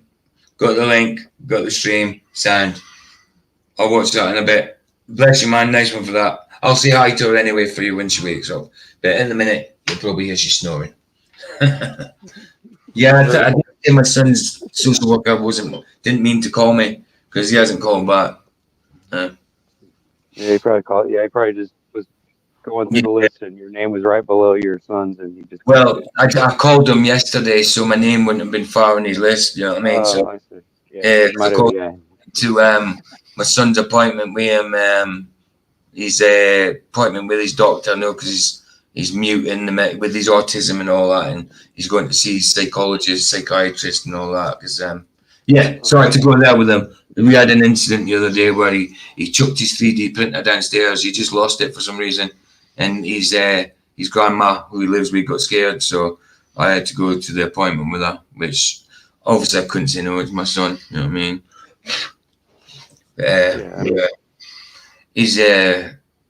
He'll get there. I'm sure he'll start talking. He's got a brilliant vocabulary. He just hasn't spoken, and he swallowed some of his tablets last week, and then a week and a half before, he got drunk for the first time by just necking a load of whiskey. Jack Daniels it was. He just poured it in a glass, necked it, but he still chugged it. He hasn't spoken. He's 16. He's on the autistic spectrum, fairly high up. He hasn't spoken for about 2 years now. He's just selective mutism. He's gone mute. His vocabulary is brilliant, still is, because he writes stuff out and that. his handwriting is, but he even punctuates stuff and all that. But yeah, it's just But he just doesn't speak. He chooses not to. yeah. It's ever since. Well, it's his mom. He was living with his mom and our partner, and he's gone through some trauma. I don't know exactly what they did, but they've definitely put him through some trauma. She never used to be like that, so it was to do with her partner. I don't know exactly what's going on because he won't speak. You know what I mean? But they've definitely put him through some trauma. I'm not laughing about that. I was laughing because I hear her snoring in the background. I'm sorry. I'm not trying to laugh at the sound. I know. Thank you. I snore too, by the way. All the prayers brilliant, man. All the prayers brilliant. Like I say, he's autistic. He's autistic, and he is going through it. Like, I just pray that he starts talking again, so we know exactly what happened to him. We know. Yeah, I was gonna say, yeah, when he won't tell you what's going on. Yeah, exactly. But at the same time, if he can't handle it, then you might want to not. We just know that he doesn't want to live with his mom or a partner. And that means a lot, though. That means a lot. He refuses to even see her, and she used to be a good mom. So he refuses to see her, and she's seen me for ages. He doesn't refuse to see me, and he knows me less than he knows his mom, but he refuses to see his mom. Still hides his eyes from me, though. He hides himself. Not so much now, but he does it with everybody. It's his mechanism for hiding himself away from people. Covers his eyes with his elbow, sort of thing. He'll get there. I mean, his YouTube channel has got 16,500 subs. You know what I mean? He made money off YouTube when he was younger. Obviously, his mum must have monetized it because he was too young. But yeah, he made money from YouTube doing gaming videos and that.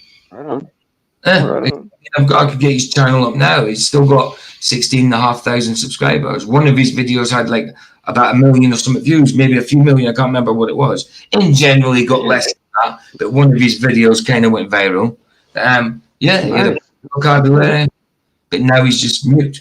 It's crazy. But he'll get there with God's grace, God's, you know what I mean, prayers. But yeah, thanks, Barbara. Bless you. Right, let's get this done. Since through the law comes knowledge of sin. But now the righteousness of God has been manifested apart from the law, although the law and the prophets bear witness to it. The righteousness of God through faith in Jesus Christ for all who believe. There is no distinction, for all have sinned and fall short of the glory of God, and are justified by his grace as a gift through the redemption that is in Jesus Christ. We are redeemed through Jesus Christ. We are redeemed, whom God put forward as a propitiation by his blood to be received by faith. This was to show God's righteousness, because in his divine forbearance, he has passed over the former sins. He's passed it over. It was to show his righteousness at the present time, so that he might be just and the justifier of the one who has faith in Jesus. Mm. Then what becomes of our boasting? Is it excluded? By what kind of law? By a law of works? No, but by the law of faith. For we hold that one is justified by faith apart from works of the law. Or is God the God of the Jews only? Is he not God of the Gentiles also? Yes, of Gentiles also, since God is one who will justify the circumcised by faith and the uncircumcised through faith. Do we then overthrow the law by this faith? By no means. On the contrary, we uphold the law. Mm-hmm.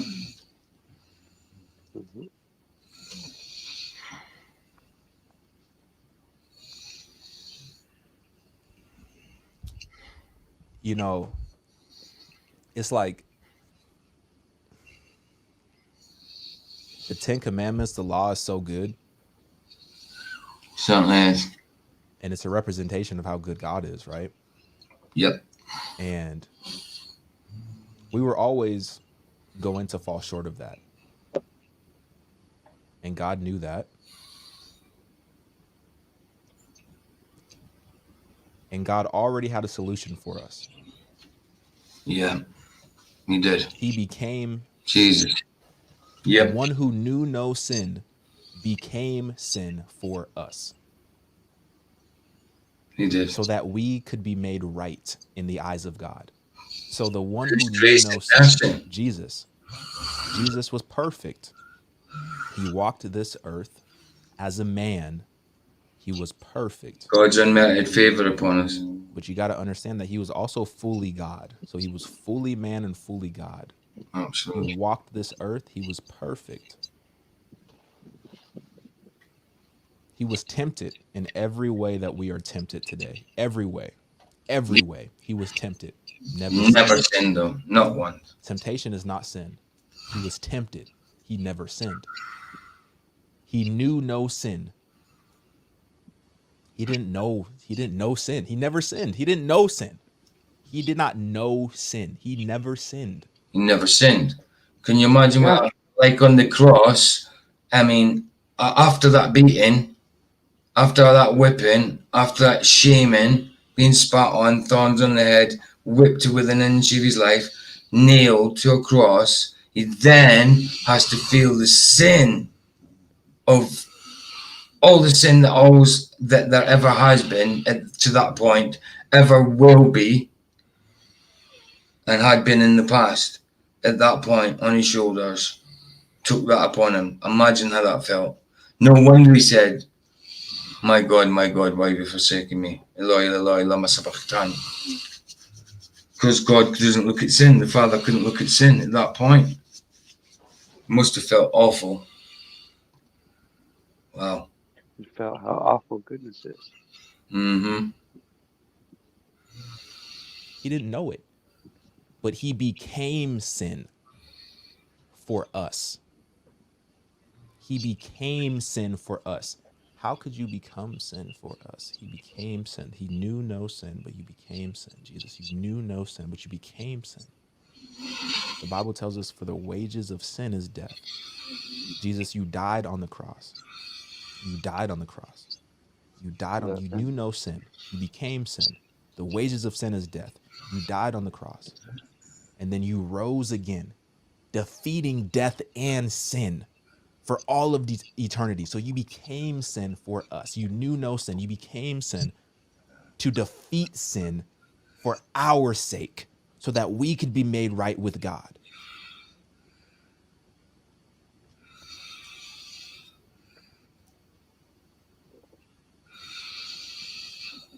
Thank you, Jesus. This is why they don't want the 10 Commandments in the school. Thank you, Jesus. Nice wheels.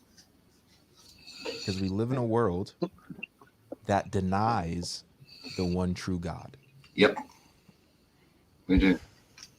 Nice chunky wheels, man. What's that off? What's it from? I built that. Oh, is it? Is it a buggy? The go-kart, yeah. Nice. I built it out of parts. I bought the frame, basically the front end with some flat tires on it, with no frame on the top, nothing along the back. It was just this piece of metal that came on the back. They welded it together, I guess, and then they sold it to me for $40. And I was very disappointed because it's very badly welded. But so I took it and I took the quad, a little mini quad, like a 120cc or something, and I took the rear end off of it, and I put the wheels and the tires off of it, and I welded the rear end on there. See the brackets I welded on there? I bent them and welded them on there. And so now this spins here, and then I've got the motor. That's a 13 horsepower motor, or a 420cc engine, and this thing will do 50 miles per hour easy. Nice, bro. What? So kind of off-road type thing. Obviously, it's not on. Yeah. Well, you can drive it on the street, but you slide around on the street. You want to be on the grass and the dirt. It's much better. That's what it's at. It's just much better to handle. On the street, the front end wants to slide on you when you go too fast, unless you turn. And when you try to slow down, because I did just have front brakes, but now I have the rear brakes fixed now, so I can No, I don't need the front brakes, but the front brakes, one of them just broke. I was just fixing it because the other day the last time I rode it, okay, the chain broke again because the chain tensioner that I wanted to put on here won't fit. So I took this cheap chain tensioner and I put it on there and I welded it on, and it's for some reason it's just not right. So it keeps falling off. So I have to get under there and I have to weld a new chain tensioner on there. That's why Wow. I got it up on this big ass log so I can get underneath it, and I got jack stands underneath it too to keep it from falling on me so I can weld it. Because Wow. the problem that I was having is I was trying to weld it on there, but my welding helmet, it's triggered by the brightness of the heat from the welding, right? So when I Right. go to spark it, it doesn't turn the helmet on because I'm not looking directly at the weld. I can't really see it because it Right. wasn't off the ground. But now I've got it like 6-7 inches off the ground. The tires are still on it, but it's like it's good size. It's way off the ground now. So now I can get underneath it and I can weld the bracket on there and put spring on it and all that stuff. And mess with it, and get it done. So that way it'll stay tight all the time and it won't just be tight until it gets worn down a little bit and then get loose. Got you. Nice, man. I like it. And- I like it. But it's fast and it like I can go do circles around anybody, man. Like it's so much fun. I can do like there's these trees right behind my house and they're like, I don't know, 3 or 4 feet apart, and then there's like this big concrete pylon and all this stuff. And then there's a street right here, and I can go around those things and just fly full speed and just tear it up. And this thing spins and turns. Oh, it's so awesome! Nice, man. It's so much fun, bro. It's like the coolest sports car in the world, but it goes off road. You know what I mean? It's really awesome. But it Doing scares the crap out of me because it doesn't have shock. drifting figures of 8 around the trees and that. So how you keep yourself from bouncing or getting, like you have to lower the tires until you get just the right amount of spring to where it kills the shock. It shocks you from, tearing your stomach up from your body going around. You know what I'm saying? Because there's no shocks on the front or the back. It's just the tires. So that's why I bought big, huge tires. Yeah, The front tires are getting kind of bald. When they weren't bald, they worked a lot better. But does the job, man. It does the job. It does the job. Excellent. it's a lot of fun. Yeah. I like it. I like it. Everybody picked on me when I was building it. They were like, dude, that thing's ugly. They're like, why would you even put it together? Like, it's just ugly. How are you going to make it look cool? I'm like, I don't know. I'll figure out a way. Hey, listen. Like, as long as it drives, I don't care if it looks cool. yeah, like, that's what I'm saying. And then my buddy was like, that thing right there, that's not a roll cage, man. That's like I said, all it has to do is keep the thing from rolling over like when I'm going down a hill. That way, if it falls over sideways, then I'm not going to get crushed by it. That's the only thing it's there for. It doesn't have to actually break anything except keep me from flipping over. Yeah, And the thing from crushing me, right? That's it. That's all it's there for. And I'm like, dude, that thing's on there. Trust me. If it flips over, yeah, maybe it'll dent in a little bit, but it's not going to kill me, right? Yeah, I'm going to get injured, but I'm going to live, right? And I put a seatbelt on there, and I put a pad underneath the seat, and I locked the seatbelt. I tied it to where it's just exactly the right size for me only. I'm not letting anybody else ride it. You know what I'm saying? I don't blame Because you'll fly out of it if you're not strapped in that thing. As soon as you hit a bump, you'll hit your head on that damn bar, and you'll go flying out of it. Trust me. That's what the cage is there for, to stop you flying. Well, no, the seatbelt's to keep you from falling out. But I'm saying, like, the cages, so just in case you do go around a corner and you get stuck in in the rut or whatever, and you flip over sideways, the thing doesn't roll over and your head doesn't get broke. I get you. I was joking, like, yeah. Good though. I wanted to just weld a bar. I wanted to just weld like a roll bar on it because then it would look neater and it wouldn't have. But then I thought, well, I want a windshield eventually because I'm gonna want to ride it with mud. And trust me, when you're following anybody, even when it's dry, they're kicking stuff right in your face. Even with a helmet on, it gets really bad. So I decided I'm gonna put a little windshield on it too. Definitely. Yeah, I like it, man. It's nice. But there's a trail that runs through the town that goes all over the place, and I can pretty much go anywhere I want because this thing is narrow. Yeah, pretty awesome. All right, go ahead. Finish. I'm just bragging about my toys. I like it. He's speechless. That doesn't want to teach our children the truth. The truth is, we have all fallen short. We have all sinned. We need a savior. Yep. The 10 Commandments is a reminder of that.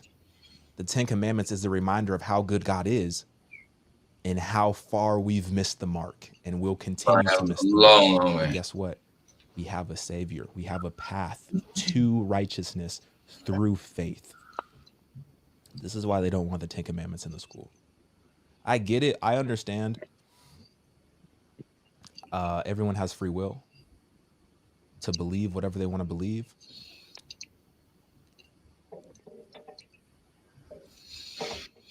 I get it.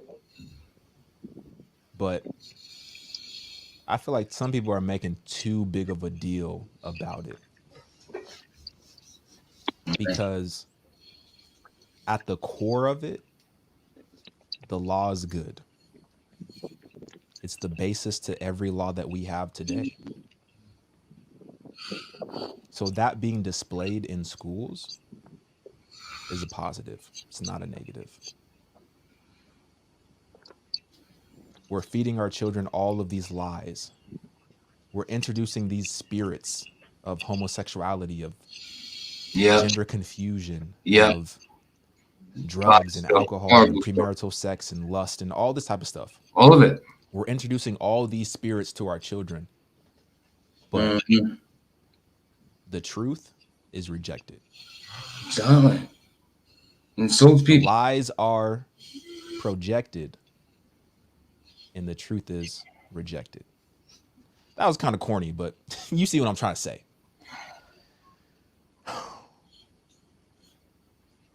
Thank you, Jesus. Amen. Thank you, Jesus. Thank you, Jesus. I think that's it done. I think you just thanks Jesus. Bless. Fair play. That's it, y'all. Get in my comments. Let me know what you think. Like this video if you want to support the channel. I'm out. Yeah, man. That was decent. That was decent. That was decent. I like how he thanked Jesus and for things like the 10 Commandments. Because of how righteous and holy they are. As much as we don't like them, sometimes that's God's standard. It's just the way it is. That's just the way it is. Actually, let's get this song up because I've got to make a phone call. Video file. Where is it? It's Mr. Super Sidewinder and Lucky Haskins, the wreck of the Edmund Fitzgerald. Sounds good. Let's try it.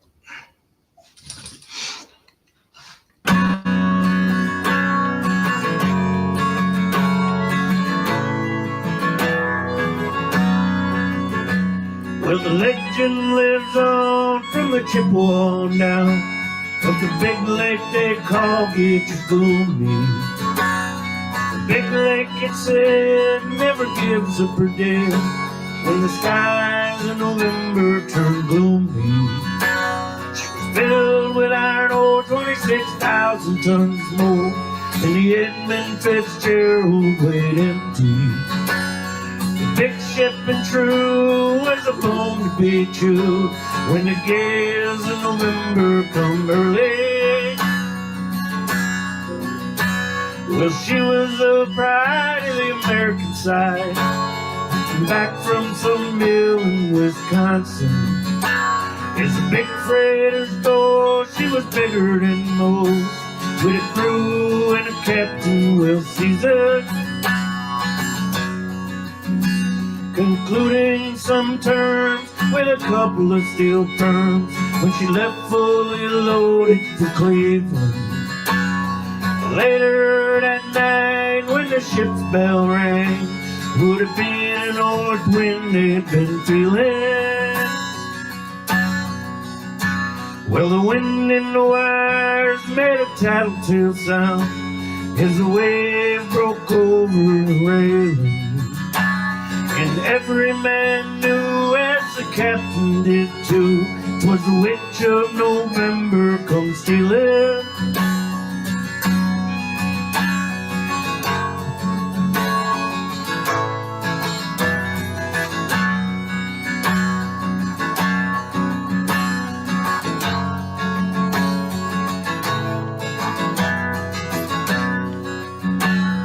Well, the dawn came late and the breakfast had to wait.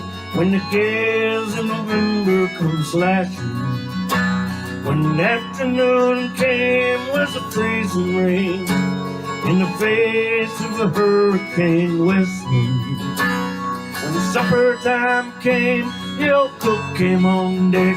He said, boys, it's too rough to feed you.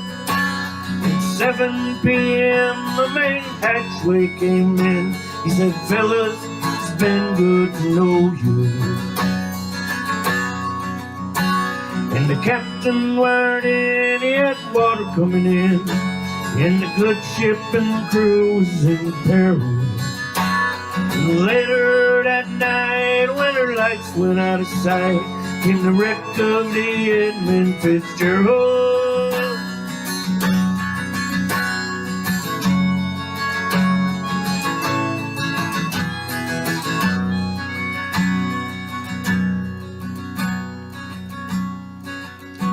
Now does anyone know where the love of God goes when the waves turn the minutes to hours? Researchers say they'd have made Whitefish Bay. They put 15 more miles behind her. Well, they might have split up, or they might have capsized. They might have broke deep and took water. But all that remains is the faces and names, the wives and the sons and the daughters.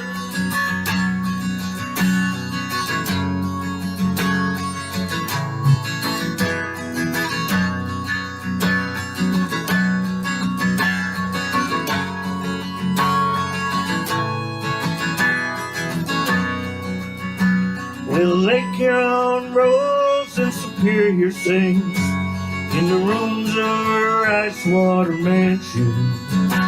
Old Michigan steams like a young man's dream. The islands and boat up for sportsmen. And further below Lake Ontario, she takes in what Superior can send her.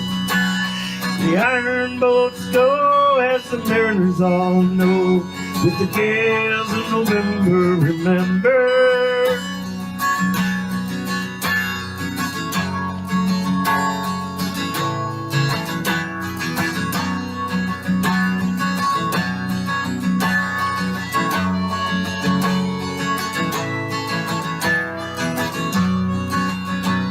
In a musty old hall in Detroit, they prayed to Maritime Sailors Cathedral.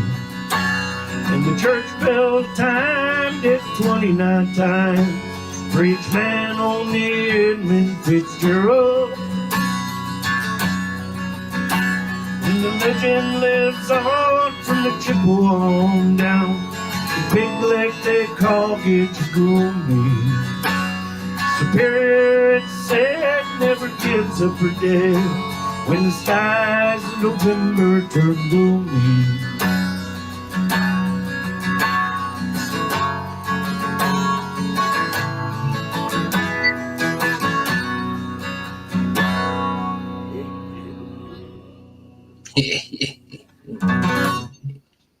Yeehaw!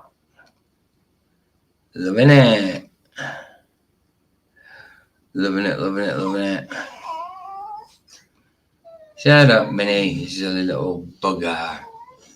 Shut up, weirdo. Excellent, excellent, Mr. Super Sidewinder and Lucky Hoskins. Fantastic, guys, fantastic. Again, brilliant, brilliant as always. But again, pleasure being with you. I'm going to have to bomb out. I've been on for 3 hours and nearly 10 minutes. I've got to make a phone call, and it's quite important. Yeah, I'm going to bed. It's after 3, so I hear you. Good night. Oh yeah, no, I'm not gone yet. I haven't finished the show yet. I'm just saying inviting people. I will be making a phone call about yeah, I'm just saying inviting people. But yeah, nice one, guys, for turning up. Precious for being here. Always a pleasure being with you. Here the sunset's free. It's free. Indeedy. Ta-ra, guys.